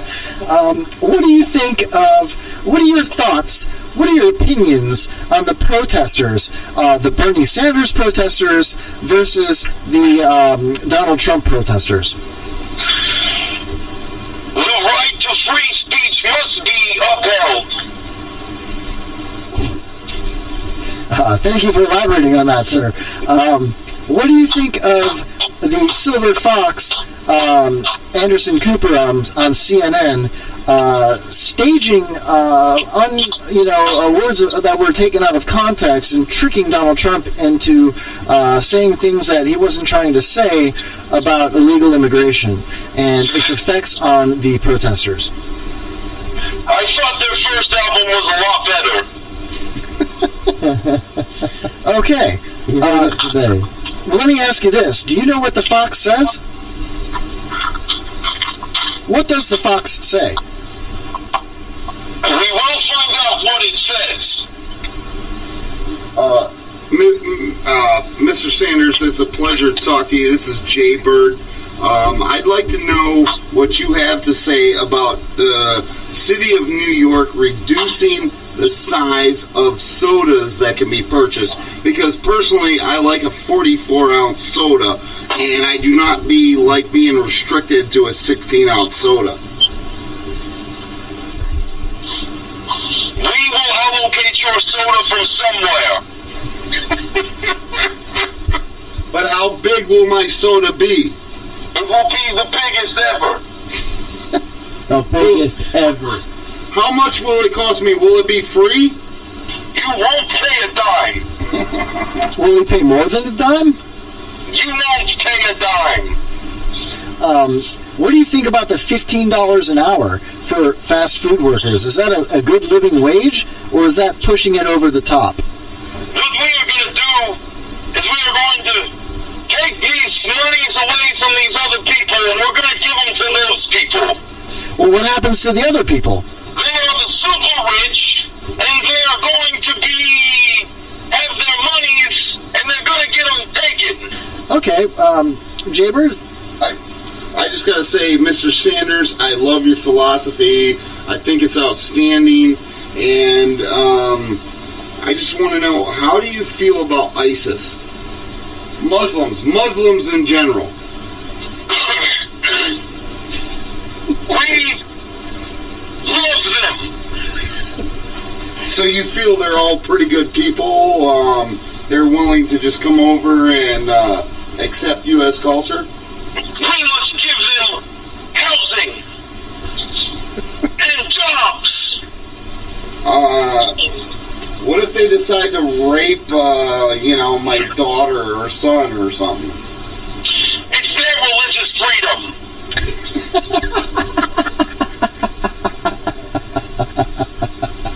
All right, Mr. Sanders, I know you have a rough path going ahead. I mean, it doesn't show that you can win. Look, what we're going to do is we're going to take the super delegates and we're going to go to the big party. And you're going to win in a contested convention, is what you're saying? You're going to get more of the super delegates? Watch out! Mr. Sanders, doesn't that go against everything that you believe in? I mean, contesting and trying to grip the super delegates, doesn't the vote of the American people outweigh the super delegates? Don't you want to win in that fashion? The people are behind us. How do you feel about Obama? Are you guys close? I love him. What about Michelle Obama? What bathroom do you think she stands up to pee in? The men's. Now, Mr. Sanders, come on. Come on, that's a little too much Trump-like. I really don't think that you feel Obama stands up to pee. Michelle Obama. Michelle Obama can go pee wherever she wants. This is 2016. If she wants to pee standing up, she will do that in all America. Okay, all right. But which bathroom should she use? Whether she's standing up or whether... If you follow me to the White House, Michelle Obama can piss in whatever bathroom she wants. All right, welcome back, everybody, to the Kevin Holly Show. Whoa. Ooh, what is that? It's like reverse Beastie Boys. What is that? Anyway, welcome back to the show, everybody. It is the Kevin Holly Show, the second segment of the night. We got Pops, we got Jaybird, and we got Philbert. Whatever. Boo, Philbert. Boo, Philbert sucks. And I think we'll probably play the pyramid game. Philbert is the heart and soul of this operation, Are we going dude. to do real chat with Emo Philbert? Who helped you hang up this raw chat? This great black soundproofing? I did it all by myself. I don't believe it. We bought a new couch, and it came wrapped in all these moving blankets. That's what those are, moving blankets. I call it soundproofing. Yeah, I probably shouldn't have, told what it really is. I eat a lot of eggs. I could save the little crates for you, and you could yeah. staple them up there. Next time you get a live band in the studio, it should sound pretty good, because you've got every wall covered in this shit. I've never been in one, but this reminds me of a coffin. No, don't worry, you'll get there soon enough. Probably not. At my age, it's not a comfortable feeling. I just like to point out, Pops, that Kevin did provide you with like a little notebook, and he gave you a card. Actually, you have two of them over here. So you have your own little stuff going on over here. Testes. 1, 2, testes. I think I fixed it, Phil. Anyway. Just took a little unplugging and replugging. There we go. Plugging and plugging. Plugging and chugging, baby. That's what we do. I see. Kevin Holly Show. We're able to run the air now full time. I ran it off. I ran an extension cable down the hall, so we're feeding off another office. So Is that what was killing? Yeah, pretty much. I think that the microphones are dialed in now. As long as we put our faces right up to them, I can keep them down, and you don't really hear the air conditioning too much. Holy shit! I think Pops just found the Knights Templar treasure on the Kevin Holly Show business card. He's got my penis enlarger in his hand, dude. He's looking at our business card with his magnifying glass right now. What do you see, Pops? I can't see shit. I don't mean to laugh at you about that, but it's just funny. So we got a lot of action in the chat room with this one-word question, Pops. Oh, yeah. The one word that's most required in any relationship. We got Glick saying trust. We got sorry. Ooh, I like that one. We got compassion. Respect. We got respect. I'm going to say taint. We got love. We got communication. I was going to say love, but Hoss already said love, so. The most important required word in any relationship. Orgasm? Was it any of those words, Pops? Orgasm, trust, love. No. Compassion, loyalty. Hate, hope. I told you it's less than 6 letters in the word. You told us on break. You didn't tell the chat room that, though. Yeah. So it's less than 6 letters. So compassion's out, but love, hate, hope. I'm going with no. How many is an orgasm? You can't even spell orgasm, let alone give a girl one. Did you say hope? No, I said no. A-N-O-W? No, N-O. Oh. Blick says blow me. Ooh. That's true. Is it hope? No, he spelt it as one word. He spelt it? How do you spell spelt? S-P-E-L-T. It's Italian. That's how you spelt it. That's how he did it. Alright. Actually, I think with me it's a little more redneck. Hey, Pops, do you know? You gotta, it's gotta be there for a 4-year-old, 2 4-year-olds, whether boy, girl, boy, boy, girl, girl. What? 40-year-old, 80-year-olds. Play? Much more so. What is it? What is it? Barney. What is it? What is it? What is it when what is it when 2 people have been married for 40 years? 4-year-olds aren't married and they're not 40. They've been married for 40 years. Mm-hmm. And they have 2 4-year-olds? And they split. They split. And they sweat? Yeah. They split or they sweat? They get a divorce. After say they're 70 years old and they get a divorce. Money? Would money be the word? Well, they fall out of this word. They fall out of it. Love. No. Did you guys hear about the couple that got a divorce and they met one of their neighbors? What the hell? How old are you, Charlie? And he says, well, I'm 96. How old is Millie? She's a year older than me. She's 97. And you just got a divorce after all these years? Yeah. Well, how come it took so long? Well, we had to wait for all the kids to die. I think Glick might have got it just now. Lust. What? Lust. Fell out of lust? How can a 4-year-old and a 4-year-old have lust? Yeah. Because he said it's any 2 people. Well, I'm going to say a tree. They fell out of a tree. Language is more than 6 letters, so it can't be language. They fell out of a moving car. They fell in front of a moving car. All right, I don't know, man. I don't think anybody's going to. I think this is a trick. How does every relationship start between 2 people? At a bar in Newport Richie. A lot of very successful relationships started in a church. They started it with touching. Huh? Physical touching. Rape. Rape. That's the word, rape. No? Could this involve a... It's so fucking simple. You guys are going to hate me. I know. We already hate you. You're going to hate me. But I'm surprised that one of you didn't luck into it. Tact? Luck. No, somebody said luck. No, they said lust. They said fuck. I figured fuck would be common, but that's not it. Because a 4-year-old says hello. A 4-year-old and an 85-year-old doesn't get involved with fuck. Glick says holla. No, that's hola, you fucking dumbass. It's hola. Everybody ready to hear the answer. Everybody ready to. Maybe maybe what I'll do is I'll start this question off as the number one word in my quiz for what are the three most important elements in a relationship. And I'll ask spit on my dick. Everybody to number 1, number 2, and number 3 send me $2. $2 and your answers, and I'll put $50 up. Just tell us what the word is, man. Yeah, I'm not gonna now. Oh, come on. I want to get this contest going. Is the word shame? What? Shame? No. I said it's less than six Shame letters. is less than 6 words. Or letters, I mean. It's only 5. Yeah, that's right, shame. I'm telling you straight up, I will shut your oxygen off if you don't tell us.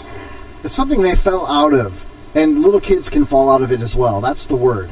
I mean, that's what it really comes down to. Pop said it. It's less than 6 letters. It's I would go with something innocence, but innocence is more than 6 letters. It fell out of, the pussy! All right. Pussy! Oh, everybody comes out of the pussy! We need... We need, Pops, one more hint. Is this something that two people have to speak to each other?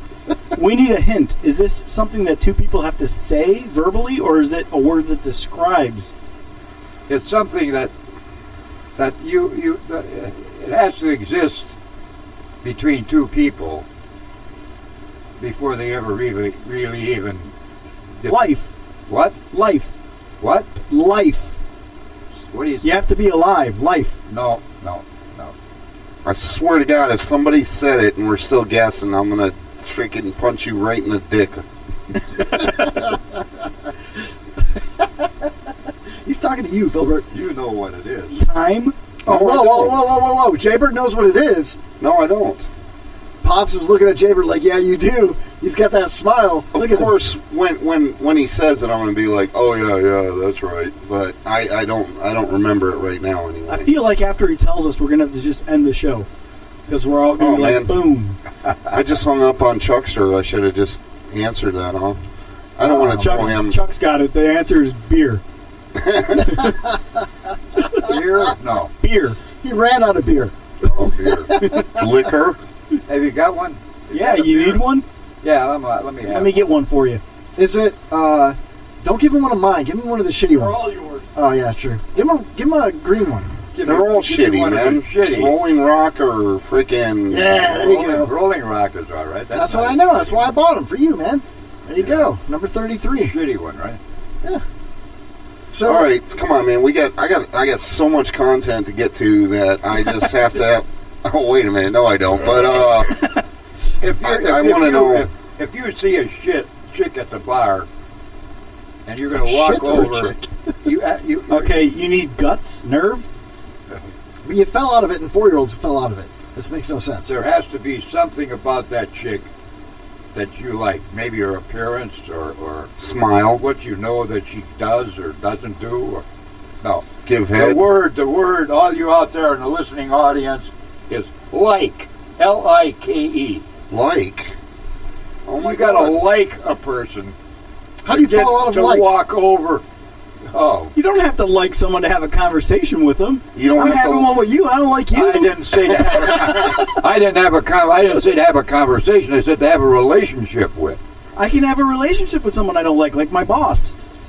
I have a relationship with my right hand, and that shit hurts me all the time. I'm fucking so pissed off. But I like your right hand. When this is the area that you can nail me on when you say you get in a situation where you have a relationship with somebody that you don't like. You know? But I said, what is the one thing that sets up a long-term relationship with So people. whether you like someone or not, like what? Whether you do or don't like somebody, well, like the minute you dislike somebody enough, even if it's your fucking boss and you're making good money, if you dislike them enough, you get your ass out of there and get a different job. But I could still have a conversation with him. What? I can still have a conversation with him, though. What? Even after I leave the job. Sure, but you don't have a relationship with him. No, I do. That constitutes a relationship. It's not a good relationship, but it exists. But I say what constitutes a good relationship? No. I don't know. No, you said what's the most I don't remember important? anymore. That was like before the break. No one remembers.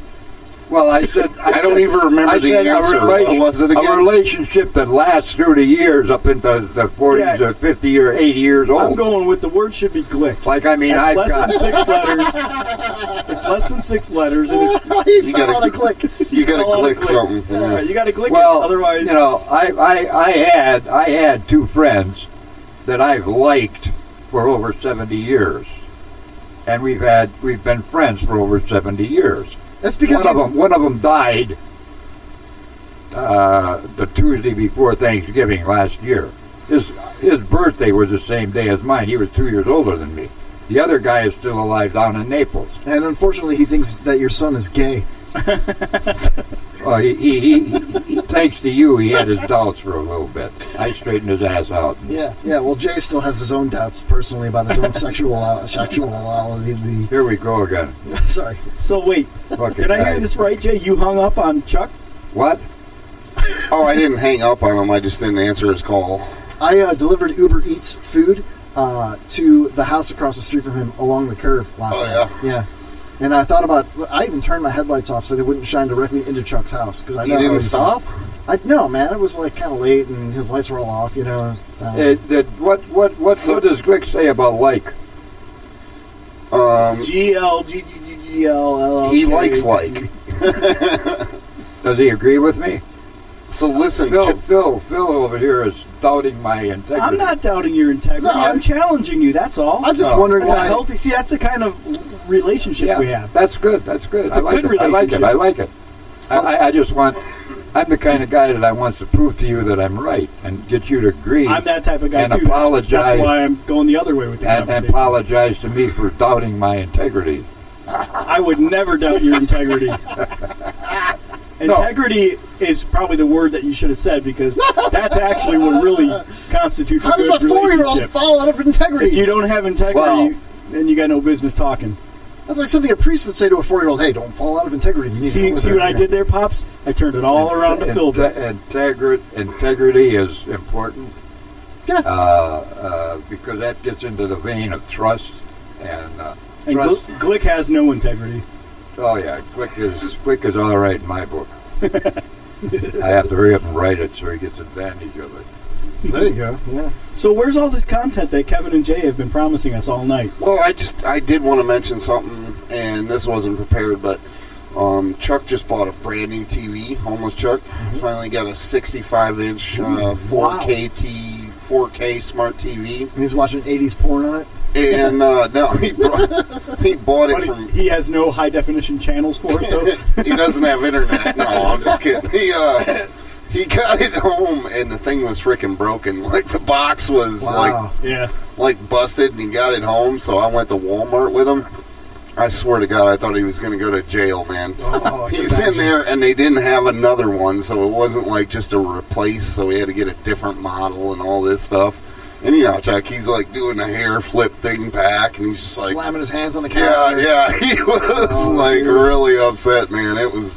I wish I should have periscoped it, because it would have. And then finally, so we ended up getting a 10% discount though off of the new TV. So some little girl from Walmart comes up, and she's kind of tatted up and stuff, and she's like snapping her gum. She's like chewing her gum like that while Chuck's sitting there, and she's like, I can do 10% off, I guess.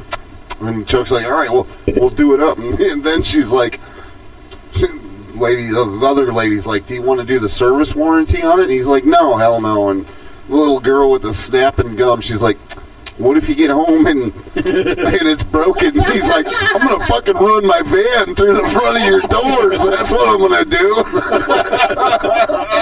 The girl's like, oh, okay. That's how we used to do it in the old days. Yeah. I'll let my dogs loose in here. Yeah. Zoe, brain.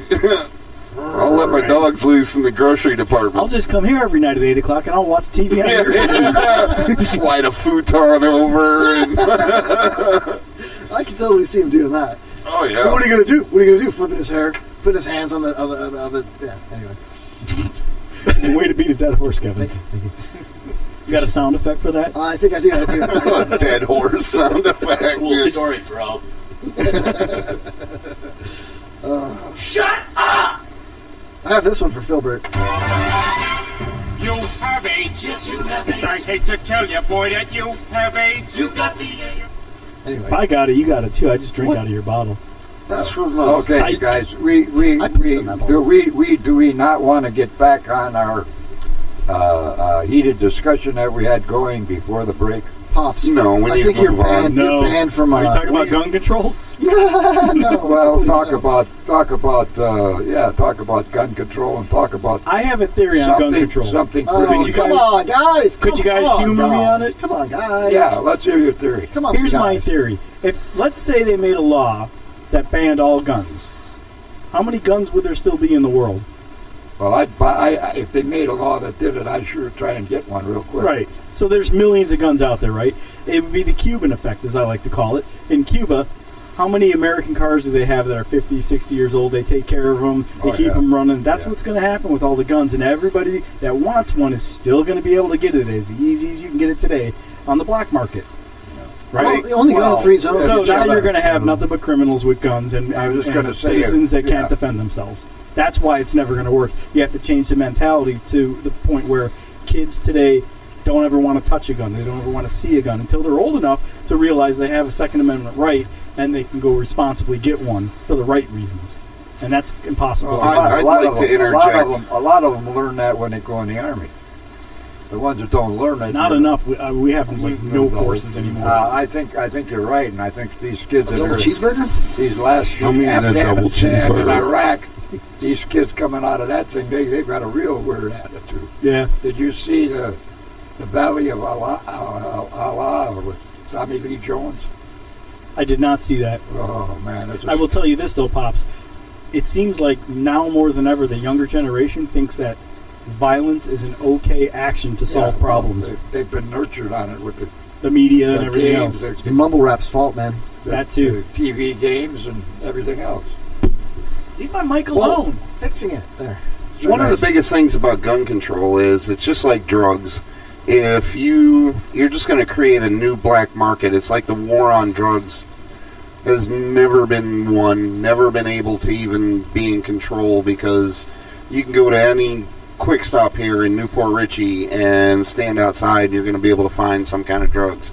It's going to actually make guns more accessible to criminals, because it's going to create a new black market where people are going to now start making, maybe they'll be more expensive, whatever else, but I think they're going to be more available to people that are going to do bad stuff with them. We grew up in the 70s and 80s when it was popular to hate Reagan, when punk music and all that was all about F Reagan, F his wife, oh, just say no, whatever. And then Tipper Gore wanted explicit lyric warnings, and everybody's like, oh, F that, F that.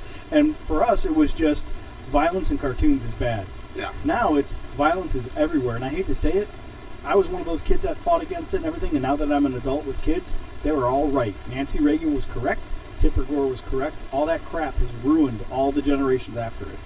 Well, honestly, and I mean, to put it bluntly, and I'm one of the biggest victims of it, but social media is also ruining our society. I mean, people Technology have killing us. Yeah, it really is. I mean, people have... Turn off your computers. Go inside. There is a curfew at 10 o'clock from now on. Obey. Obey. Reproduce. Reproduce. Do not question. Do not question. Go in your home. Stay in your That was home. that was one of the greatest movies ever. They Live from the 80s. Do you remember that movie? No. Rowdy Roddy Piper. Oh, I remember Roddy Piper. Do you know that Ronda Rousey is going to be doing some WWE, and she's taking over his moniker? But people are like, she's ripping him off. But in fact, in reality, before he died, he gave her the kilt and all this stuff. Did he really? Yeah, dude. He encouraged her. Did he, like, do you think he knew he was going to die? I don't know, man. He was awesome. I mean, he saw zombies with special sunglasses, That's so he what I'm probably saying. knew. Yeah. I heard that Mayweather and McGregor, I don't know if this is true. Is that going to happen? They're going to cage fight? Yeah, they've been talking about it.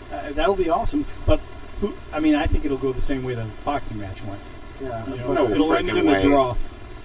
No way. McGregor's going to kill him. Yeah. So there's going to be all these rules. You can't use a chokehold. You can't do this. You can't do that. There's no way he can fight him. They got to fight. Although he's still in great McGregor shape. can come back and he can say, "Look, you made me follow boxing rules. Now you got to follow my rules." Exactly. God, I hope it happens. I would love to see it. He put me in a chokehold, and he knows he's not supposed to. He can't even read the rules. I don't think it's going to happen, man. I saw something where I thought they signed the deal. And yeah, maybe I heard something about that a couple weeks ago. Maybe actually. Glick can tell us our search engine. Maybe he'll give us a date and a Glick can consult address. Siri and let us know. I'd love a that. date with Glick, man. Hey, man. A no-holds-barred date?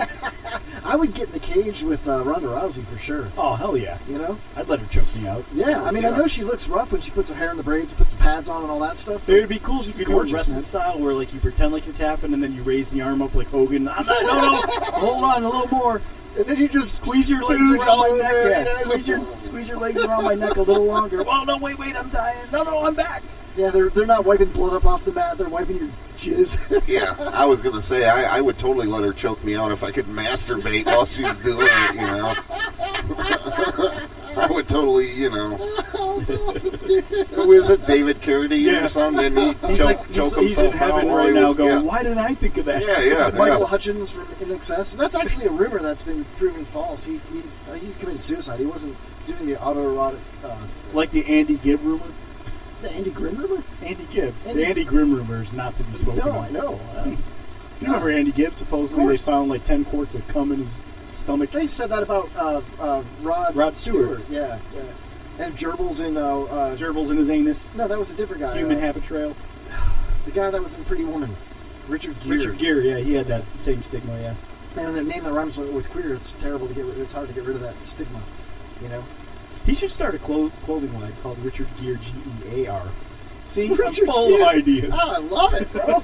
Richard Gere. Like Dick Gere. It's all like stuff you wear on your crotch. Assless chaps and stuff. Yeah, a codpiece. You know, a nice hard codpiece. Attachable gerbil tunnels. What? Well, that's what he was known for, the gerbil incident. Have you heard that gerbil song that Stephen Lynch did? No. Oh my god, dude. This is actually worthy of playing on the show, dude. Pops is like, what the hell are these guys talking about right now? I swear to God, I'll do a gerbil live on Periscope if I ever hang out with Glick. Like, wait, you mean you would do a gerbil? Yeah, I'll shove one right up there. How? Just put it. I don't know. Would it be a gerbil or a fancy I'll have hamster? to Google it or something. Fancy hamster. Fancy hamster's awesome. Which one's smaller? A guinea pig. The gerbil. All right, gerbil then. All right, tell me what you think of this. I bought a gerbil at the petting zoo. If Richard Gere can do it, I can. Gerbil is spelled gear. Yeah, They spelled it my way. Well, Pops, what do you got to say about that? Gerbil is smaller than a guinea pig. I know. I mean, Kevin has 2 guinea pigs at home. I got one with me. Where exactly is it? I'll bend over and I'll show Sitting you. right next to him. It's in my Kia. He's driving. All right, check it out. What do you think of this? Undressed, I start to lube. I stick the gerbil in the end of the tube. That's how you do it. Wondering just how he'll feel. Will he like it better than a little wheel? Careful now, he's right beside me. One more inch and he's inside me. Go, gerbil, go. He sounds like Ryan Harkness. I think it's hilarious, man. It's a 3-minute song. I'm not going to torture you with the whole song, but I'll get you to the end here. Here, let's play a little bit towards the end here. Bam, here we go. Play it, Philbert, play it. Oh, no. You're horrible with a mouse, but you're good with a gerbil.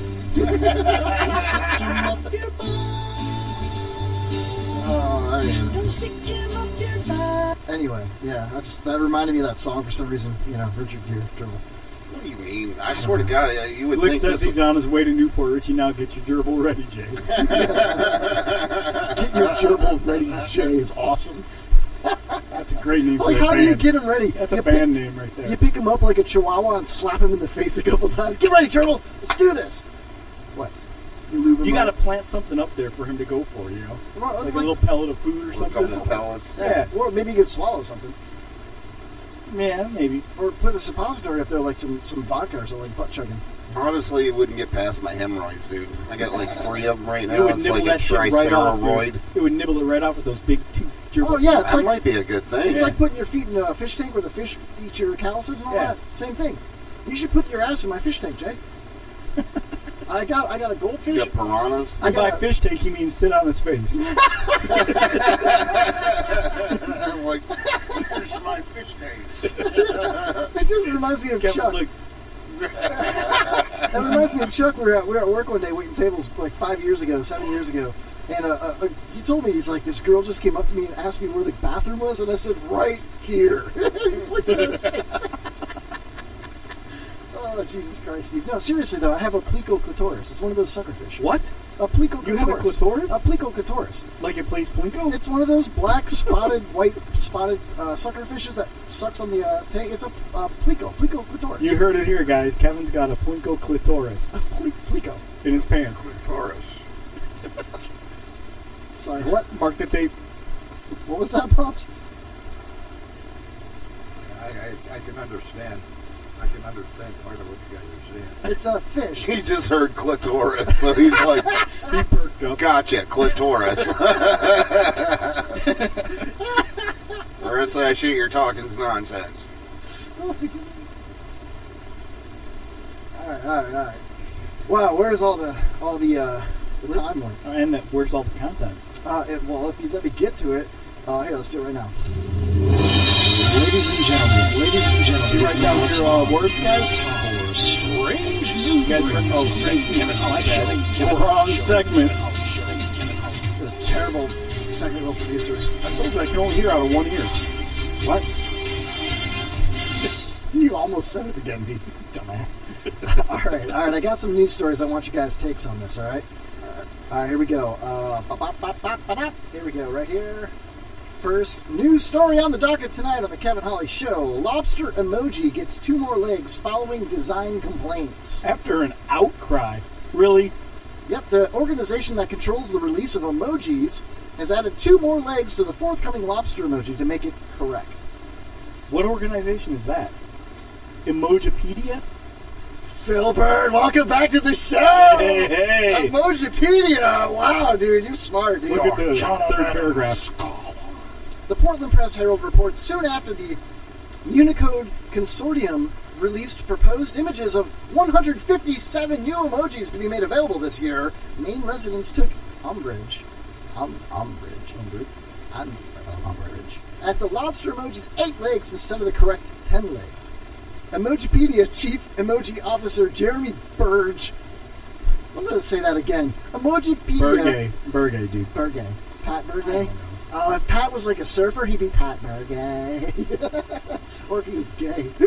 How have we never called him Pat Burgay? How have we not done that? What happened? What was wrong with us? Hold on, we can get this lobster thing here in a minute. Okay. Because I got to explain to Pops what an emoji is and all this different stuff. It's going to take a while. Write it down for me. But whatever happened to Burgay? Have you seen him? I talked to Burgay 2 days ago. I was texting back and forth with him. Yeah? For He's 2 doing days all in a right? row. Yeah, he got rid of his car and he bought a bike. Nice. Like a motorcycle or a pedal bike? An electric pedal bike. What? Nice. Yeah. What is up with that? Well, he lives in How does he Uber people on that? He doesn't Uber anymore. I think he works at like one of the prominent software development companies around here, something like that. And he uses his electric bike to get around downtown where he lives. And then he puts it on the bus, and will take the bus to Pasco or Tarpon and ride up 54 to see his kids. Nice. And he loves having the bike now. There's What no does he do on insurance. rainy days? He wears a helmet. An umbrella. He's got an What's this? umbrella, huh? Pat Shit Crazy. Pat Bergay. Yeah, the 40-year-old private. Check Cool. it out. I haven't seen. Yeah, I've been wondering about him. Yeah, So. the author of the book, Victim of the Swamp. Check it out. Get it on Amazon.com. I've got a copy here that I'll put in a swag pack for the next person to comment in the chat room. Go. Woo! I do. I really have an autograph. Everybody just logged out. We're All right, still Pops. talking about gerbils. I win. Hey, listen, Pops. What Kevin's talking about here, it's an emoji. That's something you put on your phone when you're on social media, and it's a little picture, okay? And they call them emojis. And there's a big issue about this lobster not having enough legs. How many legs does a lobster have? 10. Oh, wait, we should glick it first. All right, Glick, how many legs does a lobster have? We all know it's 10. Who's calling? Who's calling you? And it's Chuck sending me a message. He's like, you dick. I'm listening. I didn't flip my hair at Walmart. Another swag pack that'll never show up. All right, so Emojipedia Chief Emoji Officer Jeremy Bergay wrote Monday that the consortium had heard people's complaints and is releasing updated designs for the lobster emoji, alongside updates for a skateboard and DNA emoji. Well, the skateboard didn't only had 3 wheels, I heard. Yeah, and the DNA People emoji were was confused. They were like, what the hell is this? The DNA emoji was missing 1 chromosome, and it was all like, I won't do it. So I'm actually okay with people complaining because, I mean, maybe it looked like a spider or something. It only had 6 legs or 8 legs or whatever. It was 8 not legs, accurate, right? Yeah. Spiders have I'm 8 glad legs. that people can get together for a really good cause like this. Yeah. And, you know... Well, without an Emojipedia Chief Emoji Officer, where would we be in the emoji market, you know? Yeah. It would be terrible. I mean... I'm glad there's a consortium for this. Yeah. I was part of the Coast Guard consortium when I worked on the Dolphin boat. And That explains a lot. It took a lot of applying and passing and drug tests and fingerprinting and background checks and things like that. And doing gay Navy guys. Yeah. And, you know, I mean, we did stuff, you know. But, you know, I never really thought of, you know, joining a consortium for emojis. The Unicode Consortium. There's one code, Phil. The Unicode. And you better goddamn follow that Unicode, Phil. How about this? Use emojis. How about instead of them releasing 157 new emojis, we just let the world create whatever the hell they want, and you can choose from everything. Open source emojis. You know? I can't tell you. Sourced, yeah. Like, I would like to have a Kevin Holly show emoji. But now I got to go through some Unicode consortium. Just make sure I have 10 legs. I got to take Chief Emoji Officer Jeremy Bergay out to lunch to convince him that a Kevin Holly show emoji is a good idea. Send him a lunch emoji, dude. Like a taco. We already have Kevin Holly emojis. The sad faces? No, it looks like a little brown. Yeah, a little brown, swirly looking. Really? All right, dude. Oh, is that a poop emoji? I thought that was no, that's the Kevin Holly show. Yeah, that's what I was like, hey, listen to the Kevin Holly. All right, next up, yuck!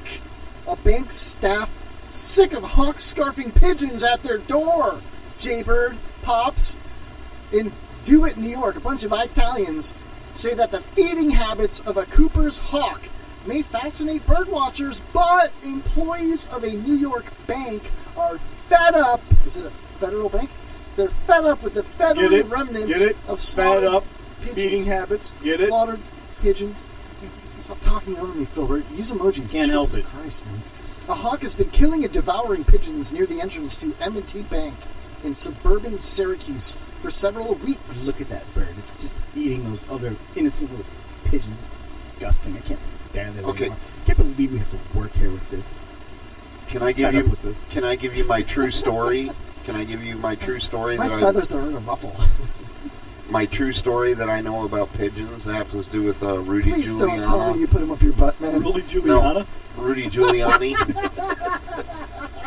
Whatever her name is.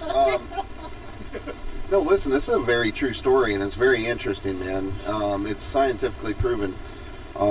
There was a major problem in New York City with pigeons. They were, like, coming over, and they were crapping on all the statues and on the sidewalks, and Giuliani was having to pay to have it pressure washed all the time, and all of a sudden they come in and like crapped all Tell over us a how bunch you of really feel about Muslim immigrants. a bunch of dignitaries and stuff like that. They crapped all over their cars and on them as they were walking into some of the official buildings.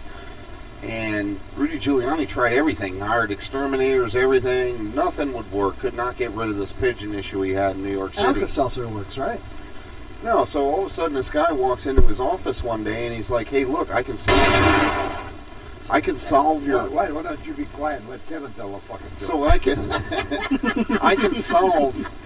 I can solve your pigeon issue in 3 days. And Giuliani's like, man, are you kidding? I've tried everything. He's like, yeah, it's going to cost $100,000. I need $50,000 down. I want $50,000 when it's done. So he's like, yeah, if you guarantee it'll work, no problem. So this guy comes out next day, gets his 50 grand, has his box, and he releases this pink pigeon, right? The pigeon flies up, and all kinds of pigeons just follow him, and the pink pigeon dives into the Hudson River, and all the pigeons, follow him, and they die, and the pink pigeon comes out. Second day, he does the same thing, comes out, releases. Another two-thirds of the pigeons follow him, all dive into the Hudson River and die. Third day, does the same thing. Pigeon comes out. All the rest of the pigeons follow him. He dives into the Hudson River. The rest of them die, and all the pigeons are gone. Rudy Giuliani comes out. He's like, man, that's amazing. Do you have a pink Mexican? Whoa. I knew it was going somewhere like that. Whoa. What's funny about this story, Kevin, is that they tried to put a fake owl out there to shoo the hawk away. Little do they know that Cooper's hawk is probably an endangered species, and now they're preventing it from feeding. Yeah. But nobody thinks about anything anymore. It's like vegetarians, man. You're stealing all the food from the cows. How am I supposed to eat meat if you're stealing their food? Hey, what? Plants' lives matter too, man. That's what I'm saying, man. Botany lives matter. BLM, baby. Absolutely. They're living creatures. I mean, lettuce is breathing every day, and it also provides oxygen. According to the story, they also are intelligent and they communicate with each other. But when you rip them from the roots to eat them, you're not thinking about that, right? No, exactly. And in many religions, you can be reincarnated, right? And in Hinduism, you can be reincarnated as any living thing, including plants. They are very against eating meat.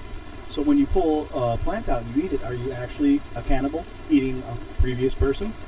See, that's why I don't trust Indians. Broccoli has a central nervous system. Broccoli feels pain. I think we should start an organization, dude. Well, it'll be a /militia organization. I like this. I like where it's going. We need a flag. We're going to fire Glick, man. He's like, lobsters have legs. We tried to Glick how many legs, and that was his answer. He hasn't looked up anything tonight. Really? He must be offline, How can he be in the chat room if he's offline? He responded with a question to our question to Glick it. Talking through... we need a new search engine, man, evidently. Yeah. We need Glick 2.0. Yeah, now we're talking. We should replace Glick with Alexa. She's in the chat room all the time. Southern Alexa. Yeah, well, how would she sound? Yeah. That would be Alex. That would be Alex. Okay, sure. Just a minute while I look that up for you. All right, sugar. She would sound like Flo. Not Flo from the Geico commercials. Flo from, what was that show called? Would you bang Alice? Yeah. Would you bang Flo from the Geico commercials? Fuck yes. Hell yeah, who wouldn't? Dude. You know who I'd rather bang more, though? Is that Jane chick from the Geico commercials? No, that chick, Lily, I think it is, from the AT&T commercial. Oh yeah. Oh my God, she's hot. She's short and petite with big boobies. Yes. Yeah, that's cool. And she's a slut. I know she'd go ATM all day. Yeah, okay. Guarantee it. Yeah. I think Flo would too, but... What the hell is ATM? Seriously? I'm old. Let me know. Ass to mouth? Oh, really? I think she would, yeah. Would that include multiple people, though? Yeah, probably. I don't know. I mean, I don't... because that would take time I don't for want her to have share to turn around and get in position. Usually you just want one there on standby, like a fluffer for that part. Yeah, well, Kevin knows all about fluffing. Flo could be the fluffer for that part. That would be cool. Next story. Next story. You got skunks in your home, Jay? You ever had a skunk in your house? No. Well, if you do, don't use a smoke bomb. In Ferndale, Michigan, authorities say a man destroyed a suburban Detroit home while trying to... Like there's any still standing homes in suburban Detroit. The last remaining suburban Detroit home was destroyed while this man was trying to use a smoke bomb to get rid of a crawl space of skunks. The Detroit Free Press reports the man's attempt sparked a fire Monday that quickly spread from the crawl space to the first floor. The fire eventually spread through the walls and attic of the rental property. I would assume he killed all the skunks then. Right? Yeah, I mean, at that point, so you kind of walk away and then come back and go, what the fuck happened to my house? Those damn skunks you don't chewed through admit the it. wires, yeah. You certainly don't say, I was trying to get rid of skunks, and you don't admit that shit. Ferndale Fire Chief Kevin P. Sullivan, handsome young man, guilty, says the house was complete loss. He says no skunk carcasses were found. Did they burn up, or were there no skunks to begin with? Maybe that's what happened to all of Detroit. Skunks. Sullivan says the department advises that people hire pest control professionals like Chris Glick for such work. But he says if someone is an absolute diehard do-it-yourselfer, please read and understand the directions and warning labels. I think the important thing about this story is the last sentence. A responding firefighter suffered a sprain, but no other injuries were reported from the incident. No animals were harmed. No animals were harmed. That's crazy because I think that's what happened in the Detroit Lions locker room for the last 50 years. They got skunked. Didn't the Browns get skunked all last year? I'm pretty sure. They have a perfect record. Don't fuck with the Browns. All right, let's do one more. Massachusetts transit bosses. Wait a minute. Massachusetts fucking transit bosses under fire for a $100,000 bathroom. Yeah, Boston, Mass. Transportation officials are under fucking fire, Philbert. No fucking way. For authorizing a no-bid contract for a tiny $100,000 bathroom inside a fucking Hey, we paid building. $25 million for a toilet on the space shuttle. What's the problem here? I got a $5 bathroom at Dump Tower. It costs $5. You could use it all night. It's crazy. But Tom Brady was gonna poop in it. Yeah, but he couldn't. I wanted to make a catch the ball. Dude, they installed a kitchenette in there. That's pretty funny, actually. WCVB TV, which is our newest affiliate on the Kevin Holly Show, reports that the 115 square foot bathroom and adjoining kitchenette was installed last year at the State Transportation Building inside the new State Transportation Department and MBTA board room. The project was fast-tracked and not put out to bid, which is usually done for state projects. Sounds like this goes back to what Pops was saying about congressmen and term limits and everything. Like, what the hell does the Transportation Department need a freaking 115 square foot bathroom with an adjoining kitchenette and for? fast-tracked They're without cooking, any bids. That can't be healthy to be cooking inside of a bathroom. Hey, if there's a bidet in there though, it's worth $100,000, dude. I so want to use a bidet. Oh, you'd be like, hey, Luigi, I'm a cooking over here, but when you're done taking a shit, I'll rinse you with the kitchen sink sprayer. Hey, I gotta go take a shit, Mario. Stir the salsa for me while I go do my business. Has anybody here used a bidet? Yes. No. You have Not used one? technically, no. Pops, have you ever used a bidet? Does a hose count? You've never used a bidet? Really? I put the shower head on. 84-year-old man and you've never used a bidet. Would you like to? I've done a lot of things you've never done, but I've never used a bidet. Name one. Like have Name sex one. with a woman? I mean, name one, Pops. I used a corn cob many times. Okay, you're right. I've never done that. For what? What the hell did you What do you use it mean out, you man? used a corn cob? You clean To it out with a wipe? corn cob. What? I used to Wipe with a corn cob? I used to use two white ones. Well, of course you did. But toilet paper wasn't invented back then. Is this in the Korean War? So you did wipe with a corn cob? Fucking A. But then how do you know if the corn in your crap came from the wiping or from something you ate? You put the empty corn cob up your butt and it comes out full of corn. Did it have corn on it? Or Dad, don't get all upset. Why are you looking so mean How right do you now? really use He's a corn trying cob? to think of something else. That's he a did great that I haven't done idea. yet. That's a great idea. I mean, I imagine people probably used to wipe themselves all the time with them. It's better than using leaves. Yeah, especially poison ivy. Well, when you're using somebody's outhouse and that's all they got. And I said, what happened to the Sears catalog? And he says, well, I called up to order one, and the guy says, what's the catalog number? And I said, fuck, if I had a catalog, I wouldn't have to order it. And that's when Billy the Kid said, just use my corn cob. Wouldn't you use the husk before you use the actual cob? You know? Well, that's what you use. That's all you got. No, you use the cob, dude. It's like a seal, and it drags it all out with it. It's perfectly clean after all. I don't think that's what he meant. No, you just wipe. No way, man. You got to stick that shit right in there. Right up Twist it on the way out. You use Twist it on the way out. You use two brown ones Then you use a white one to see if you should need another brown one. Apparently, Pops, I've done something you haven't done yet. What? Apparently, I've done something you haven't done yet. You got that right. Oh my God! I mean, you should clarify, Pops. I mean, you know, the way you described it at first, I think we're all on board now. It sounded like something Phil would do. What do you do with the corn cob when you're done? Do you just throw it in the hole, or do you have to like? Well, the hole is where you shit it. Right. That's what I'm saying. But it's not a piece of wood. Like in Mexico, they don't put toilet paper in toilets. So you banana hat your crap with it. Banana hat it? Yep. Drop it right on top like a pretty little banana hat. Like a little chocolate fudge banana split. Yep.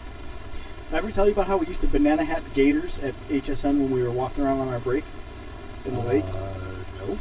My friend used to eat a banana for lunch every day, and he would save the peel, and then we'd go out and look for gators, and he would try to slap one down on top from the bridge so that it landed right on the head.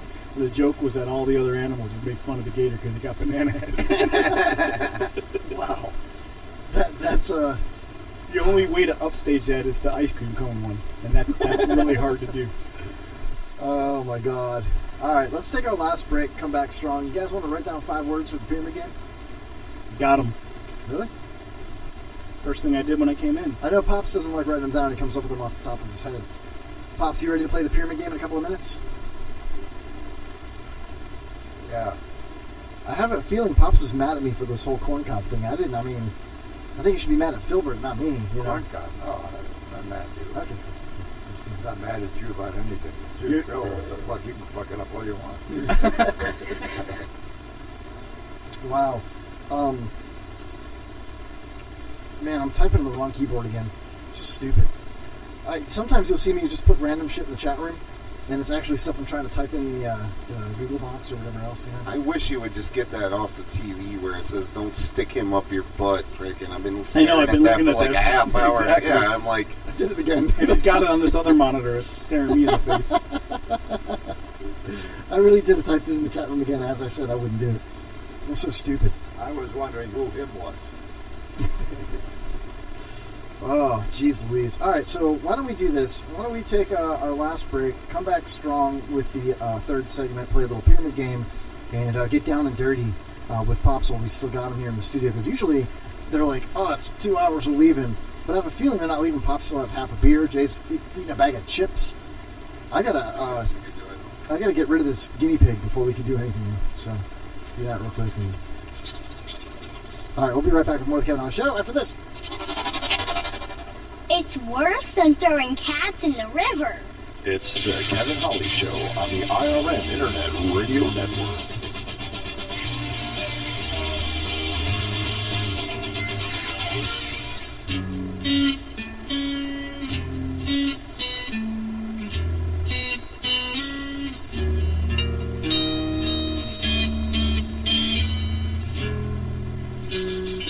Love is never enough. You give and you get. It's always a bust. And it's too hard to leave you tonight. You're crossing the line. You're telling me how I should live my life. And I'm just gonna leave here. She put a stake in my heart, sticking in too deep. I think she's trying too hard. She said she's here for me. And I'm just gonna leave. She put a stake in my heart, sticking in too deep. I think she's trying too hard. She said she's here for me. And I'm just gonna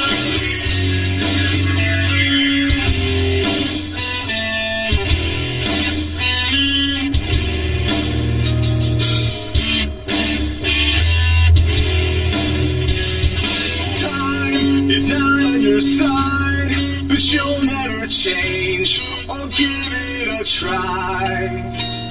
'Cause you're too cool to hear me the way it's going. No, I can't keep going. No, I can't wait my whole life. I just need some change and some time. She put a stake in my heart, sticking in too deep. I think she's trying too hard.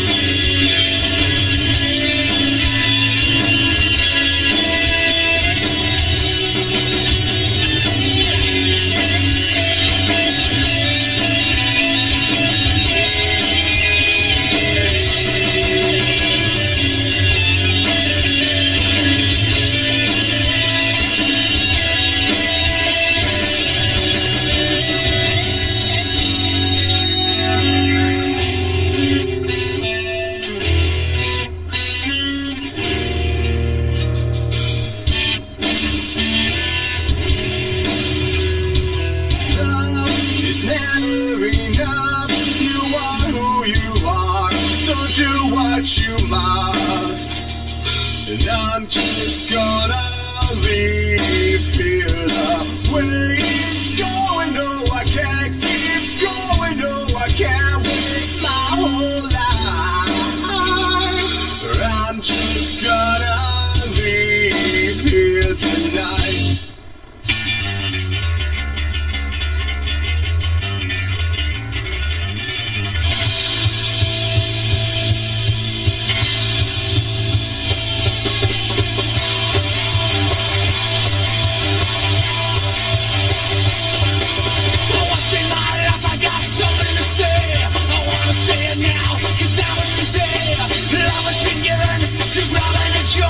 So let's all grab and let's all enjoy.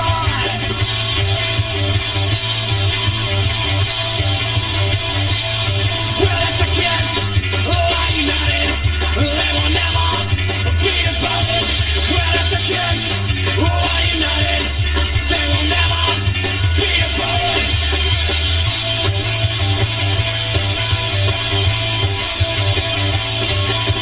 Take a look around you. What do you say? Kids with feelings like you and me. You understand him, he understands you. But you are him, and he is you.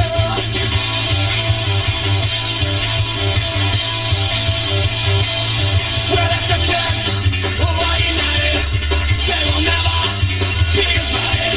Well, if the kids are united, they will never be divided.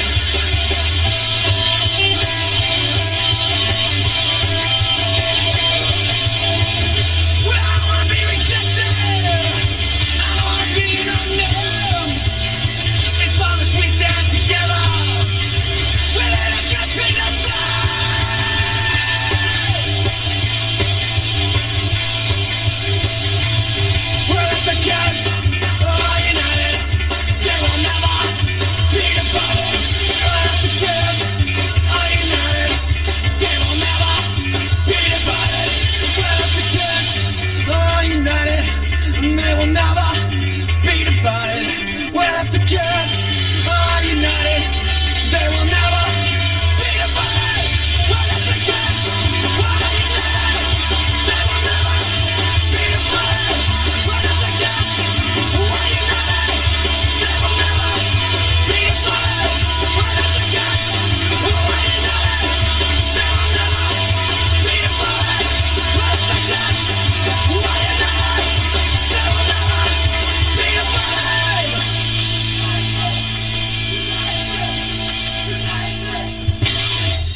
He didn't get the popular vote, but you love him anyway. The Kevin Holly Show on the Internet Radio Network.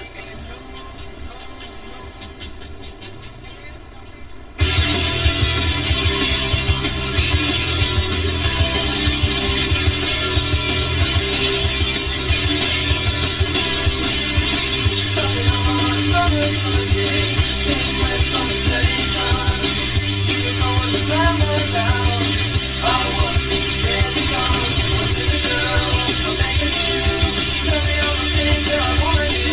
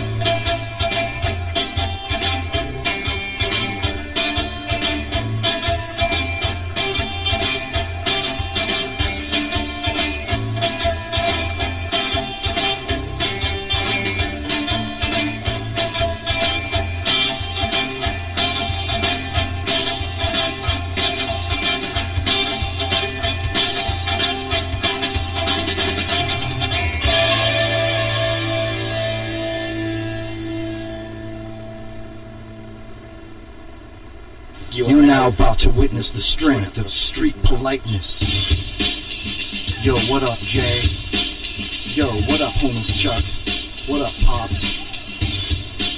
I'm coming straight out of Hudson. Polite motherfucker named Kevin. Got a radio show with 3 other dudes. When I go out on a walkabout, I'm the waiter helping the ladies in a crosswalk.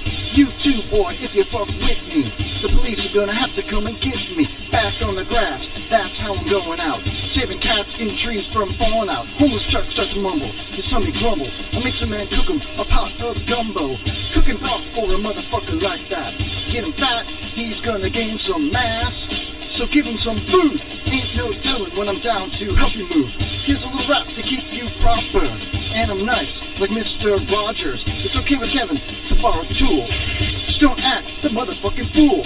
Me and you, it ain't no, or maybe I'm pairing up my socks. Daily, yo, weekly, monthly, yearly. Helping blind motherfuckers see clearly that I'm down with the capital portrait G. Boy, you can't fuck with me. So when I'm in your neighborhood, I'm saving ducks. Cause Kevin Holly's polite as fuck. And when I leave, believe I'm loving. Cause when I come back, boy, I'm coming straight out of Hudson. City of Hudson, city of Hudson. Yo, Jay, what's up? Tell them where you're from. Straight out of Hudson, another courteous wigger. With every lady I help, yo, my rep gets bigger. Nice motherfucker, and you know this. And that pushy ass grass, I'll mow this, but I don't give a fuck, I'm gonna make some snacks. Give to the needy, and then take some naps. Then I stop a burglary, I stop a jacking. I'm not illegally armed, but I'm packing. I'll salute a motherfucker in a minute. If you got a loose tooth, G, I'll help you pull it. So if you have a show in the front row, I won't call you a bitch or a dirty ass hoe. And you won't get mad like a bitch is supposed to. It shows me you're not a slut, you're composed to. A polite motherfucker from the street. My attitude's legit, cause I'm polite as shit. MC Cab controls the Vegematic. For any hungry motherfucker that wants a radish, I'll feed the needy before I feed myself. Every time I pull a cupcake off the shelf. My purity is maximum, and that's a law. K-E-V spells Kev, but he's small. Cause me, I'm chillin'. The definition is clear, I'm me grilling. That takes place by my pool, and once you're on my dick, your ass is full. Look, you can even take a dip. Cause a white kid like me is on a courteous tip. Straight out of Hudson. Straight out of Hudson, city of Hudson. Yo, what's up, Pops? What up, Jay Bird? What up, homeless Chuck? Yeah. Oh, yeah. Fuck you, Camden. Hey, thanks for listening to the new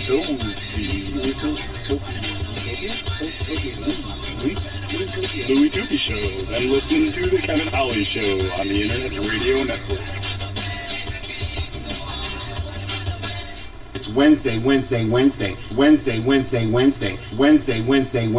Okay, folks, welcome to the Kevin Holly Show.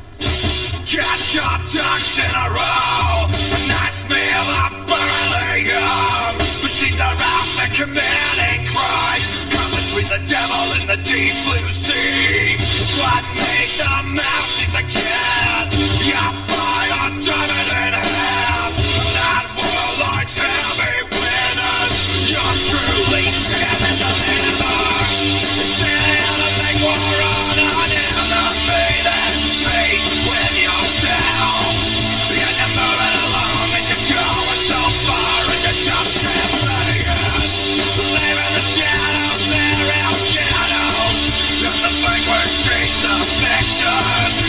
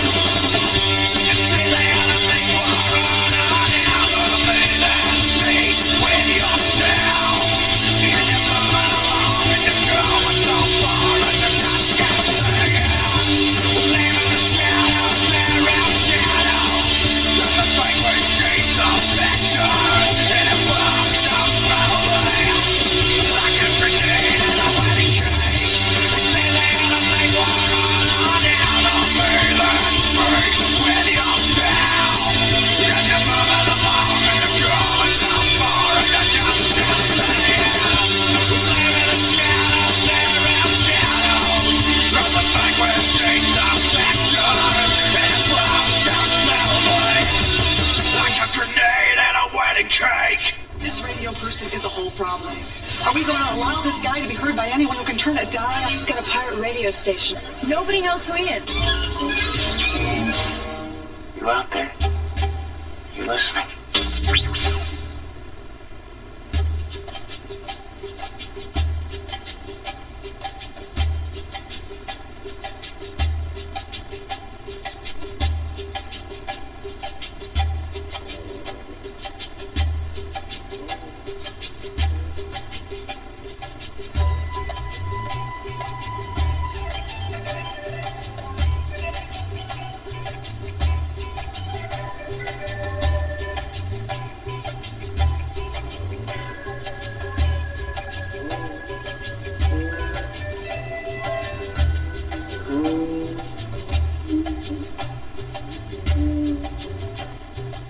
All right, welcome back. Third hour of the Kevin Holly Show. Call the show, 727-237-6010. Hit us up on Twitter at Kevin Holly Show 4. That's the number 4. And stick around after the show at 11 for the John LeBang Show on the IRN, the Internet Radio Network, IRNBroadcast.com.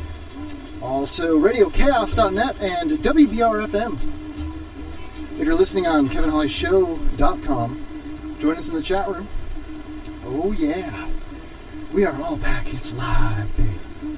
Are we on like some kind of schedule or something? I don't know, man. I tried to keep it on schedule. I ran up the stairs. I'm a little out of breath. That's what I do. I get out of breath. Oh, yeah. That was a long-ass break.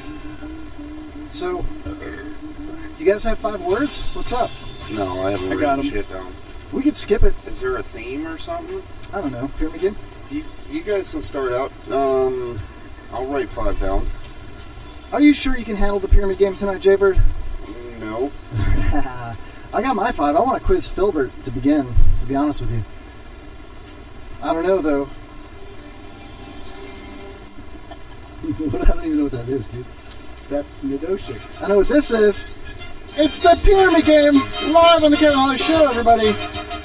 Oh, yeah. Philbert, man. Yes, sir. I got you. I can't hear nothing. All you need to hear is my 5 words on the pyramid game, where I give out 5 words, 5 clues anyway, one at a time, and you guess the word. You know, it's the $100,000 pyramid game. Phil's a damn dirty loves the game. You win a swag pack. He's going to get a swag pack, man. All right, here we go, Philbert. I hope you're ready because I'm ready. I'm beyond ready. Here we go. 30 seconds on the board. Philbert, first word. Hold on, let me turn that down a little bit. Oh, man, you're running out of time already. All right, Philbert. This is a famous rapper from the 90s and 2000s. Vanilla Ice. No, he's Ice-T. African-American. Cube. Nope, he's... Dre. He has had several names. LL Cool J. And his name now is just one word, but it started with a couple of words. Prince? When you're chiefing on some dope-ass marijuanagolf.com marijuana... Coolio. It's this pass. This get. Puff Daddy. P. Diddy will work. You got it at the end, brother. I don't think so. What are you talking about, man? I think I was actually pretty good, man. I'm kind of proud of you, man, dude. He started late, so I'm good. Yeah, he started late. He started late. I mean, damn it, dirty starts late. All right, Philbert, 30 seconds on the board. Next one. Okay, this is a really fat rapper from the 90s. He was murdered, allegedly. His name is an oxymoron. It's 2 words. Big Papa. Also known as... Chris Wallace. His stage name... why can't I think of this? It's the opposite of Tiny. Biggie Smalls. Yes! Jesus Christ. I knew his real name. All right, Philbert, here we go. Next one, question number 3. You're 2 for 2, bro. Tupac. Okay, ladies love this guy. Jaybird. Jay-Z. No, you got the letter correct there. It's 2 initials, a word, and another initial. What? Yeah, the ladies love. He's not hot. He's Vanilla Ice. Oh. There you go, Pops with the cool. You got that. LL Cool J. There you go, Philbert. Yeah, I was going to say Who farted? Hold on. Pop said he was going to say it. I was going to say LL Cool, but I didn't know the J part. Look, you guys, you're playing with yourself. Okay, go ahead and have fun. Here we go. I was just waiting, Pops. All right, question number 4. This is Jaybird's. His rap name spawned from this rapper. He's Jay-Z. No. Ooh, very, very good guess, but no. Not even close. If you have these around if you're Greek, you wear these so you know where to stop shaving. What? Okay, Mr. T wore a ton of these. Oh, 2 Chainz. There you go. Booyah. Wow. Philbert, you're like 4 for 4, dude. All right, here we go. 30 seconds on the board. Last question. This is a rapper who has that same moniker that Pump has before his name. And he likes... Lil Weezy. Close. There's also a guy that shares the same first name Bow Wow. that sings the national anthem for the Chicago Blackhawks. Oh, I can't think of his name. If the guy that sings the national anthem for the Blackhawks was a rapper, his name would be this. Come on, dude. Come on, dude. Jay-Z? You say Jay-Z again, I'm gonna fucking punch you, dude. Lil Wayne? Yes! Bullshit. Thanks, he Glick. read that from... Thanks, Glick. He clicked it. Click on them all, dude. Click on every one of them, dude. What do they all have in common? 5 most dangerous people in the world? Thank you! Oh my god! Holy crap, dude. He totally got it, man. Oh, bro. I'm gonna pick something off the prize wheel for you, Philbert. Just, what was the guy's It's an name? autographed copy of the Victim of the Bird Swamp from Bad Bird Day. What was the Chicago announcer's name? Wayne Mesmer. And I was Mesmer, going for. thank I was you. going for. I even wrote it down. Like Lil Wayne Mesmer. Nice. Okay, mine are not like related words. So. That doesn't have to be, man. Okay, It's an open How long forum. have you been away? Come to Florida. I forget. Paco, come to Florida. Who are you gonna quiz? All right, Who's next? I'm no, I got to give mine to somebody else, don't I? You don't Give 'em to Kevin. do your own. Give him to Here, Kevin. you quiz Pops. With these? And then I guess he can quiz me. Okay, I'm down with that. All right. Pops, are you ready for the pyramid game? Yeah, I All right, there we go, Pops. 30 seconds on the board, starting now. First question. It's not... Okay, the ancient Egyptians built these in the desert in Egypt. pyramids. Woohoo! Pops, man, I have a feeling you're going to ace this. All right, next one. Jesus Christ. Okay, if you smoke marijuana to relieve these eye symptoms, it's a disease of the eyes. Glaucoma. Boom! Look at this guy. Told you you're going to nail it, man. All right, next question. Question 3 for Pops in the pyramid game. Here we go. How's Pops doing? You go and you get one of these when you're... it's a rub down. There's plenty of these Jack Shacks along Kennedy in downtown Tampa by the strip club. Massage parlor. Yes. What ethnicity type of massage parlor? You were involved in the Korean or yeah, persuasion. Persuasion. Yeah. Oriental. Oriental massage. I'll accept that. Yeah, Judges. how about Asian. that? All right. Asian massage. Good job, Pops. Holy crap. All right, Pops. You only need 10 seconds for this one. Your favorite song? Golden River. Booyah! Set up.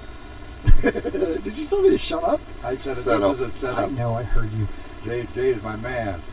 All right, speaking of your man, last question. All right, Jay. Hold on a second. Oh, one more. Pops has one more. Pops, your favorite man in the chat room. Jaybird. In the chat room, Pops. Oh, in the chat room. Yeah. Quick. Hey, Chris Glick, everybody. Holy crap, all right. In the chat room, yeah. Pops is 5 for 5 tonight on the pyramid game, man. I love it, dude. All right. Woohoo! All right, so Philbert, are you ready? I'm ready. All right, let's do this, I got man. Jay here. Yeah, this is great. This is going to be like some No, scientific this is word right I up can't your even alley. pronounce. It's right up your alley, Jay. Are you ready? Here we go.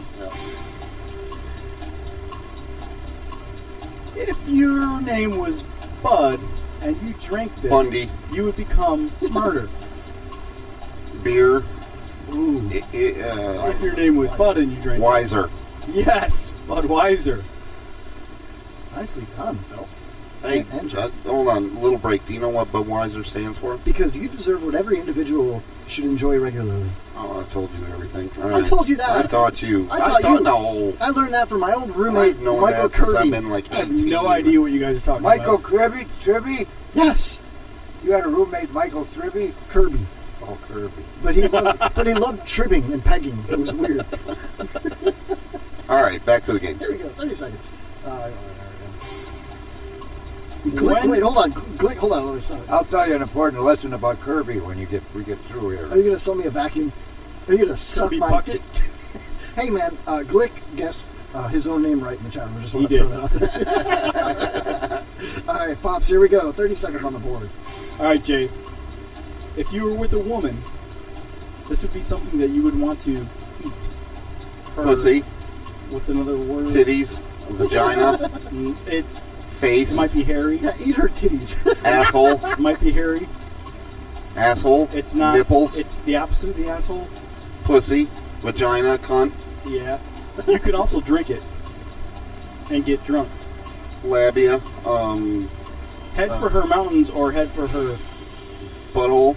Oh, you're so close. It's spilled Budweiser. Taint. Bush. Bro.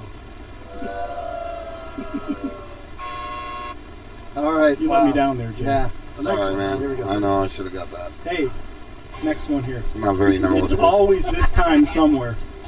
5 o'clock. Or. Dude, it's a hard day. It's been a hard day at work. Man, it is blank time. Miller time. Yeah! You're back, Jay! Wow. Is there one more? There's two more. Holy shit. Oh, here we go. If you were Whoa, Glick got Miller time. If you were Mark Harmon, you might enjoy drinking this. Dick juice. No, I'm kidding. I love Mark Harmon. Shit. If I'm Mark Harmon. You might even make commercials Gibbs? about drinking this. I never saw him. Arizona iced tea. I don't know. I've never seen a commercial with him. Beer, freaking Budweiser, Heineken. What is the center of an apple called? Corona. The apple what? Apple cider. Apple. When you eat it all, what's left? Core. The Coors Light. Yeah, exactly. Coors Light. Coors was the answer. How the frick do you get Coors Light out of? Mark Harmon made Coors commercials. That was Did terrible. he? Yes. I don't even recall that. I don't watch Apple commercials. Coors. I don't watch All commercials. right, last one. This is for all the marbles, Jay. All right, we already lost, bro. From the land of sky blue waters. Pops Rolling Rock. Pops knows it. He Pops, used to help me drink out. this when he was a kid. Blank the beer Deer piss? refreshing. Blank the beer refreshing. That's cool. Do you know this? No. Lowenbrow? No. Old style? Think pig. What's made from a pig? Bacon. You eat it on holidays. Ham. Yes. Plural. Ham's Yeah, beer. ham's beer. We got it. There we go. I should have known that. Should have known that, Pops. Wow, man. So, Pops, you got 5 words? I thought this was So a that was shoe-in, all- but Jay, it was all about beer. I'm not a big beer drinker. No. You're a bear. Chuck is at home going, I got him. He's cracking open every one of those as we're talking about them. Oh, wow. Pops, you got 5 words, or you want to skip it, or what's up?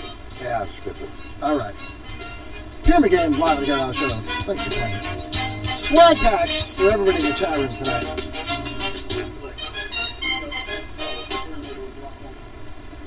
Speaking to your microphone, what happened? Oh, I'm sorry, my thumb hit it here. Yeah. There you go. I said swag packs for everybody except Glick because he can't spell glaucoma or pyramids. Pyramids. Pyramids. Two smids. Oh man. So I do have a couple of things here. I have one thing I brought to the table I wanted to talk about. All right.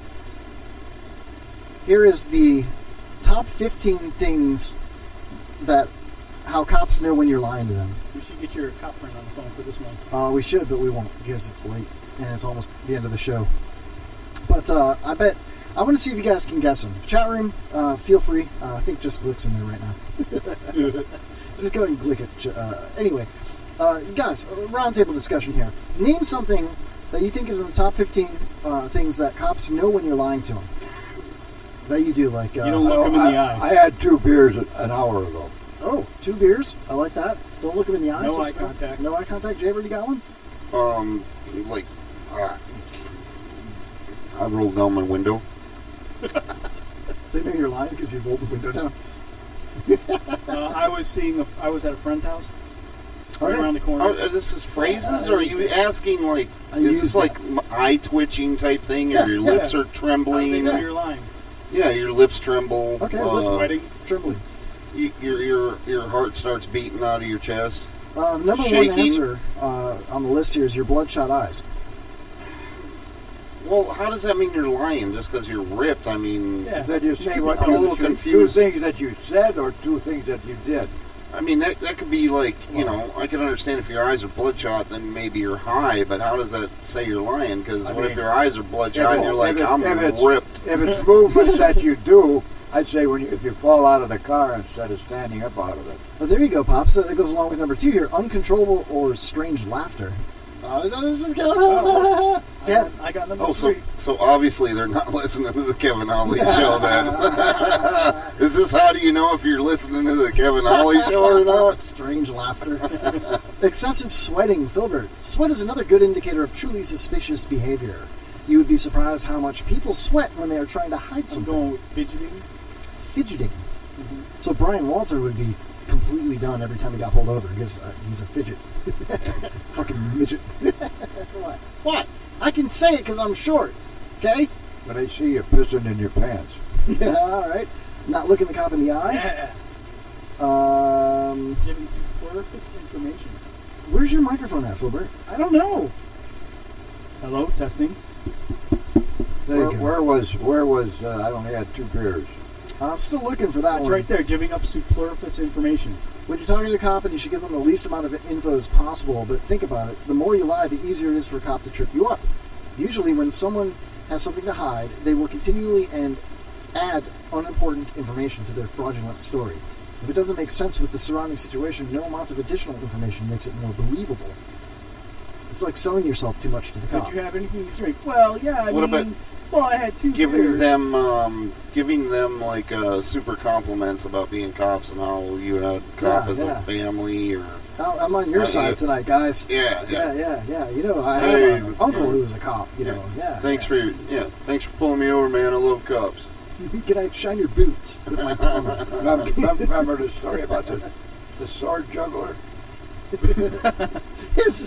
Jay's life story. Do you remember that one, Kevin? Yeah. Tell it to No, I don't. Huh? I do not remember it. Cops pull this guy over, and they look in the back, and they see him laying in the car, and he's got 5 or 6 swords laying there, and he says, What's these concealed weapons you got? He said, well, they aren't concealed. He says, I haven't been drinking. He says, I've been working.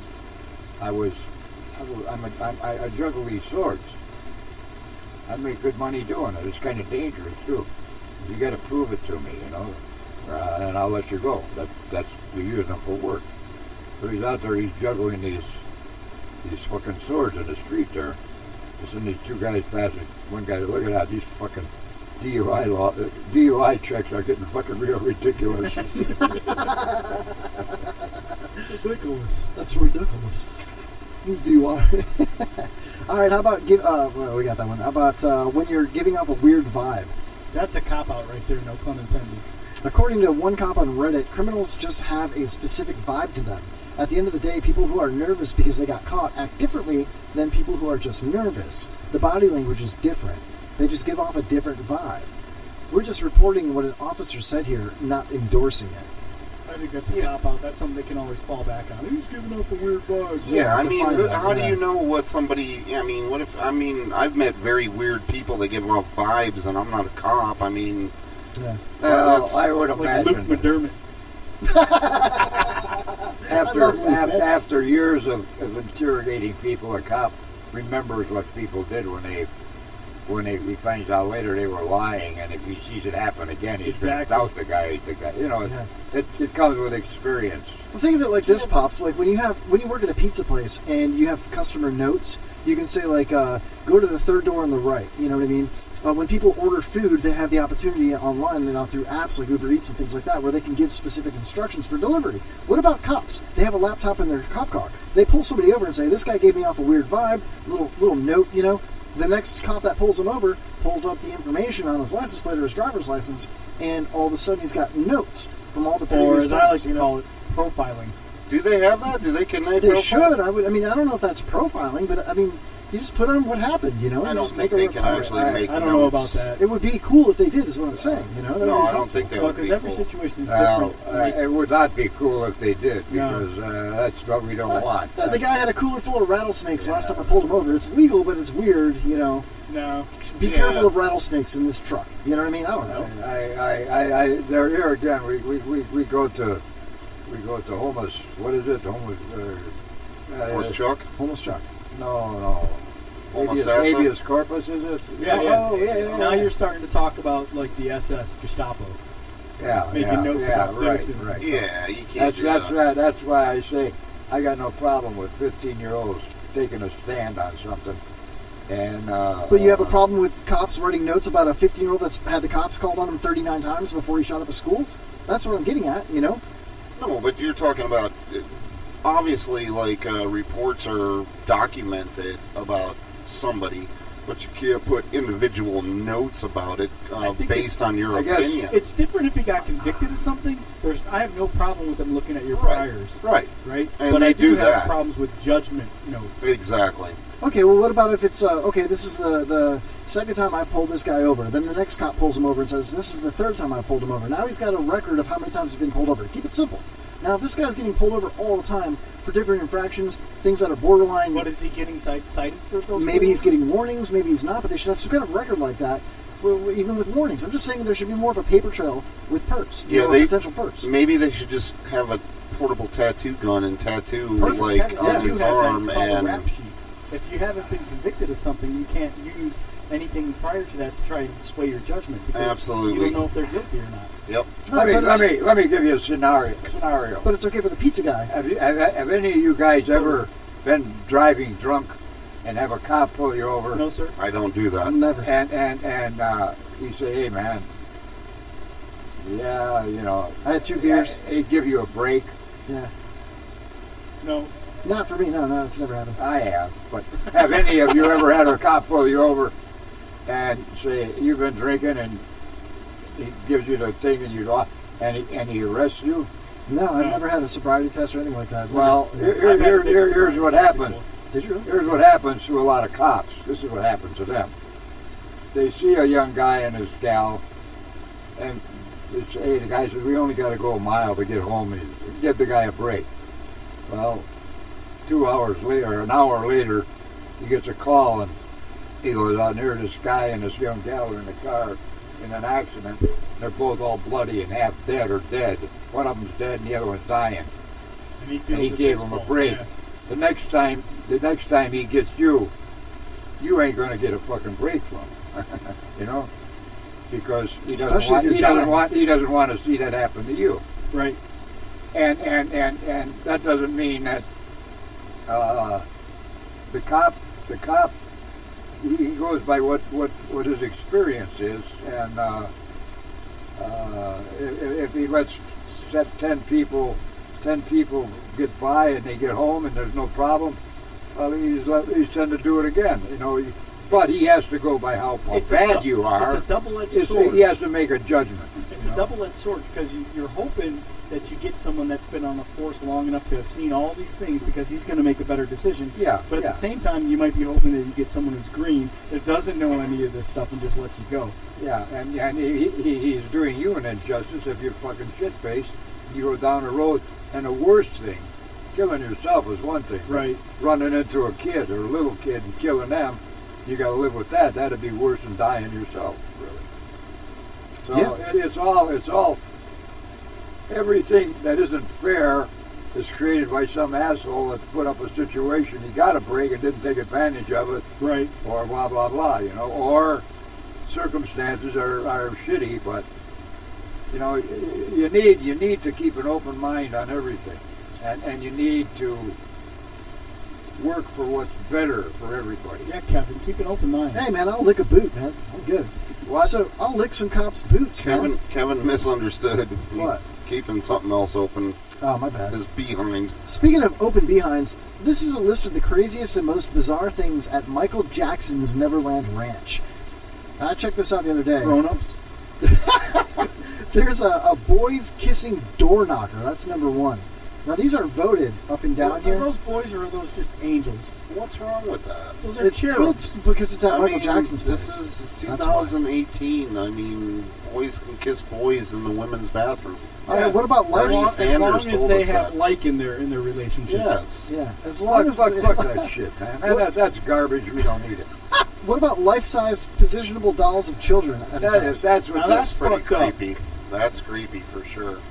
We're stretching that we got to produce that kind of shit. I'm not producing it. You were talking about the media fucking things up. This is the type of media that fucking things up. Yeah, you're right. Am I right or wrong? Let's go back to the cocktail. You're right, Pops. What are the 10 weirdest things found at Kevin Holly's house? Oh, wow. This kind of shit. This kind of garbage. This ain't my house. A bunch of little chihuahuas? I mean, there's nothing weird about that. Do the chihuahuas kiss each other?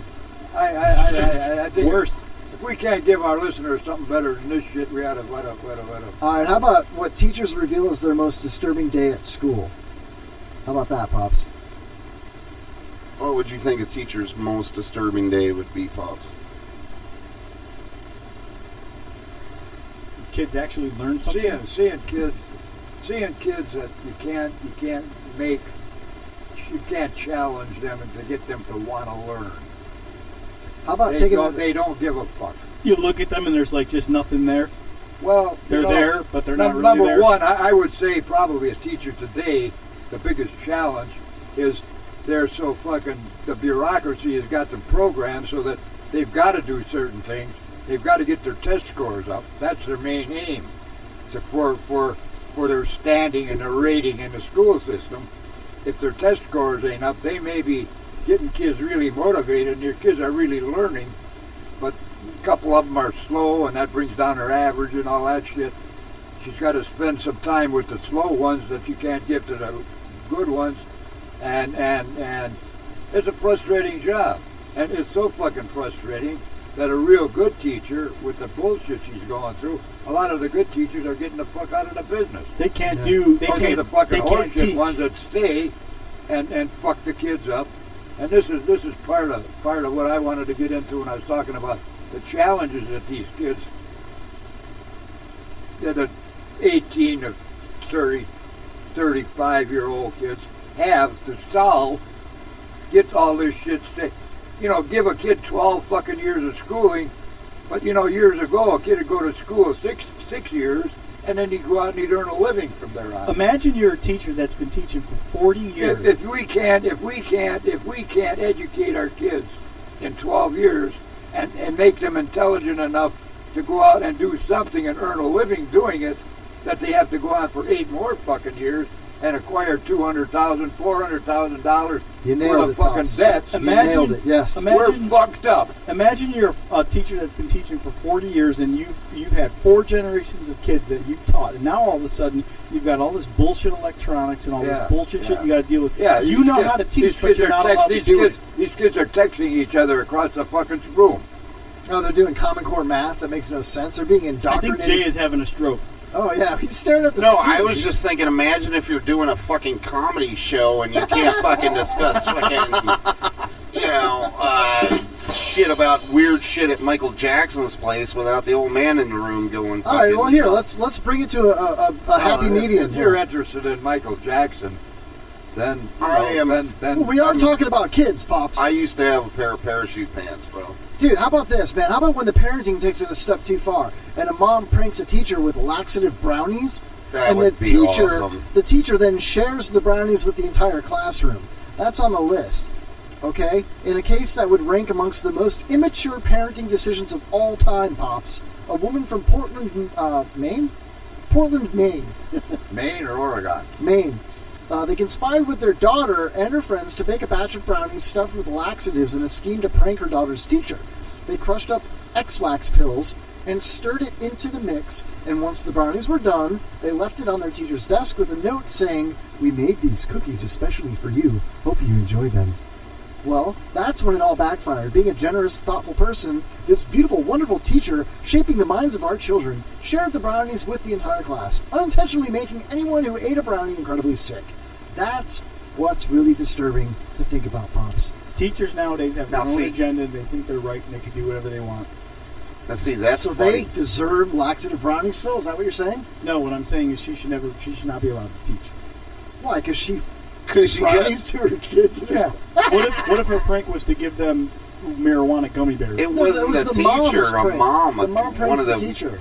Yeah, where have you been? The poor mom. That mom should not be allowed to prank teachers. No, I tell you what, that's funny. Hey, you got Pops to smile. Thank you. No, I want to tell you honestly, that's some I thought the funny show was shit. over, my bad. That's some funny shit. Oh, yeah. So the mom responsible for the prank was sentenced to 50 hours of community service. Dude, I would do that for 50 hours of community service just to watch a bunch of people go back shit up. The little girl drew a picture of her. Oh, never mind. Totally different story. I am, like, not in the right mood. You're scrolling too fast for me, dude. I like this one. Kids blow up the groundskeeper's car. My friend's dad was the groundskeeper, but everyone hated him because he was always busting the younger kids for going out to lunch and handed out a lot of detentions. So one night, a couple of guys started his van on fire. And it blew up. Wow.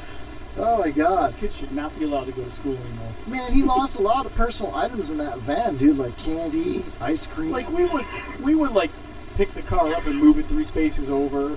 Or maybe take, like, something and smush it under the door handle so when the teacher went to open the door, he got crap all over his fingers. These are blowing shit up, man.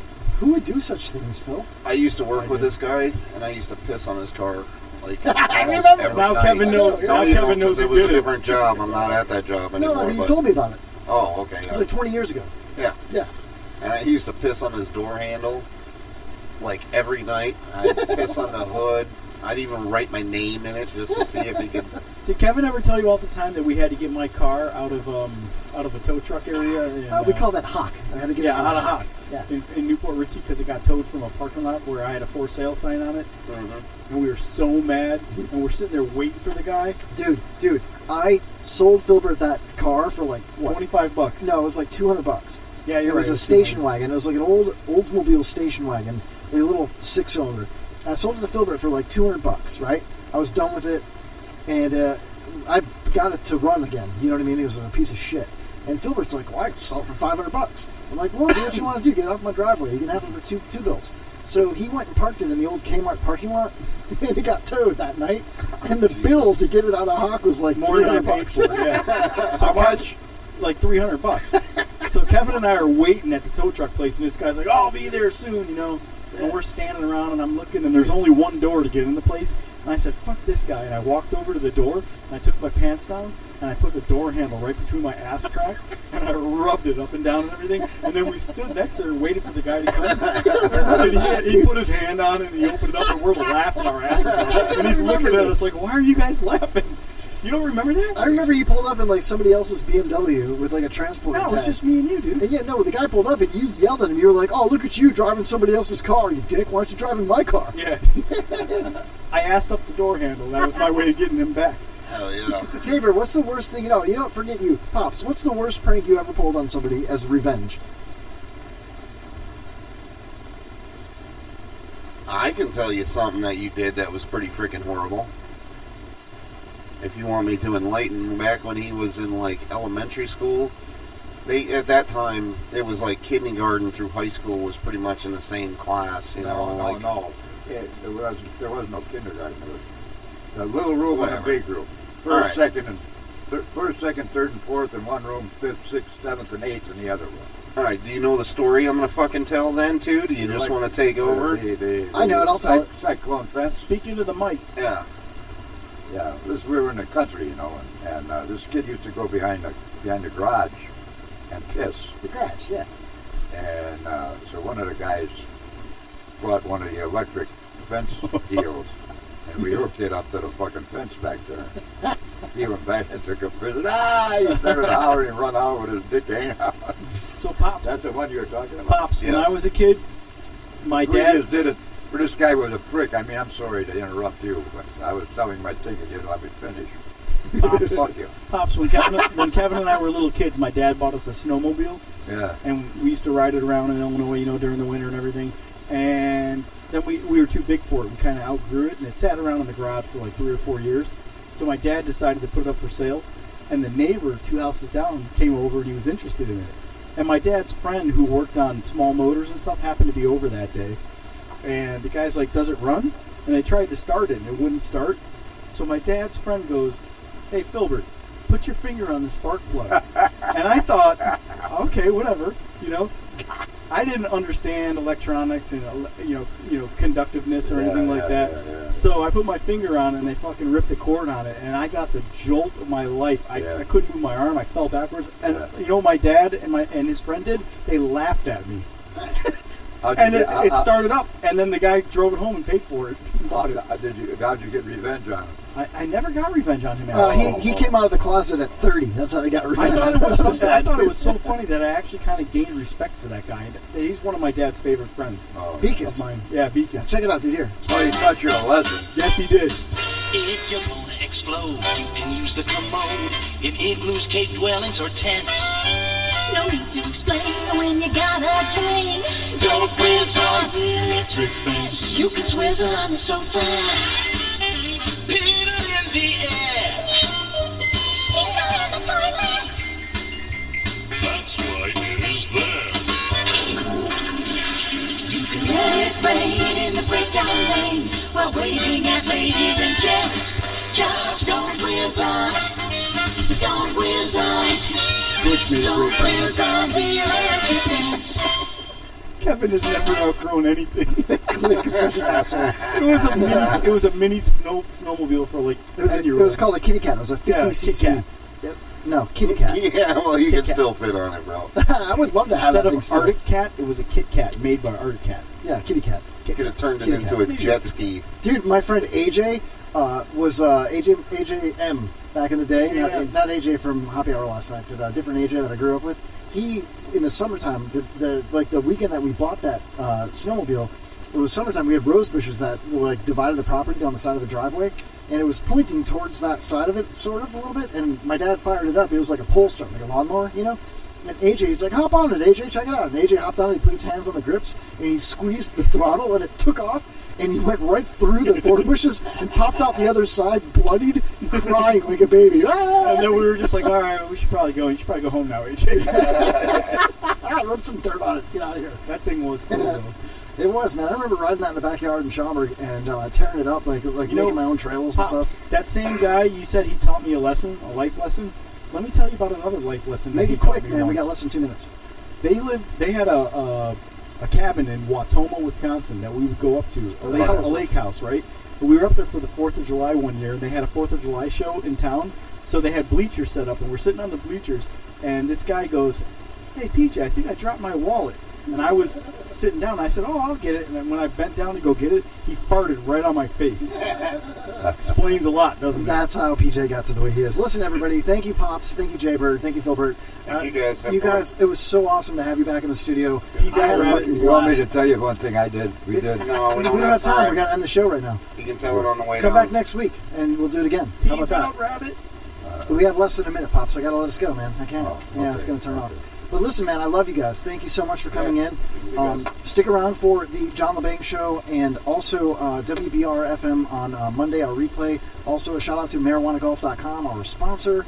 And Jay, Pops, everybody, man, we're done, dude. We'll see you guys later, right? Oh, man. All right, let's do it. Let's get out of here. Fuck this shit, I'm out. All right, then. I don't know what the fuck just happened, but I don't really care. I'ma get the fuck up out of here. Fuck this shit, I'm out. Kevin's getting tired. It's time to end the show. He really freaking blew. It's end of the Kevin Holly Show. I'd like to thank you for listening to the Kevin Holly Show. I hope you've had as much fun as we have bringing it to you. It's really been a pleasure. And be sure and get us again next week. Okay, bye-bye.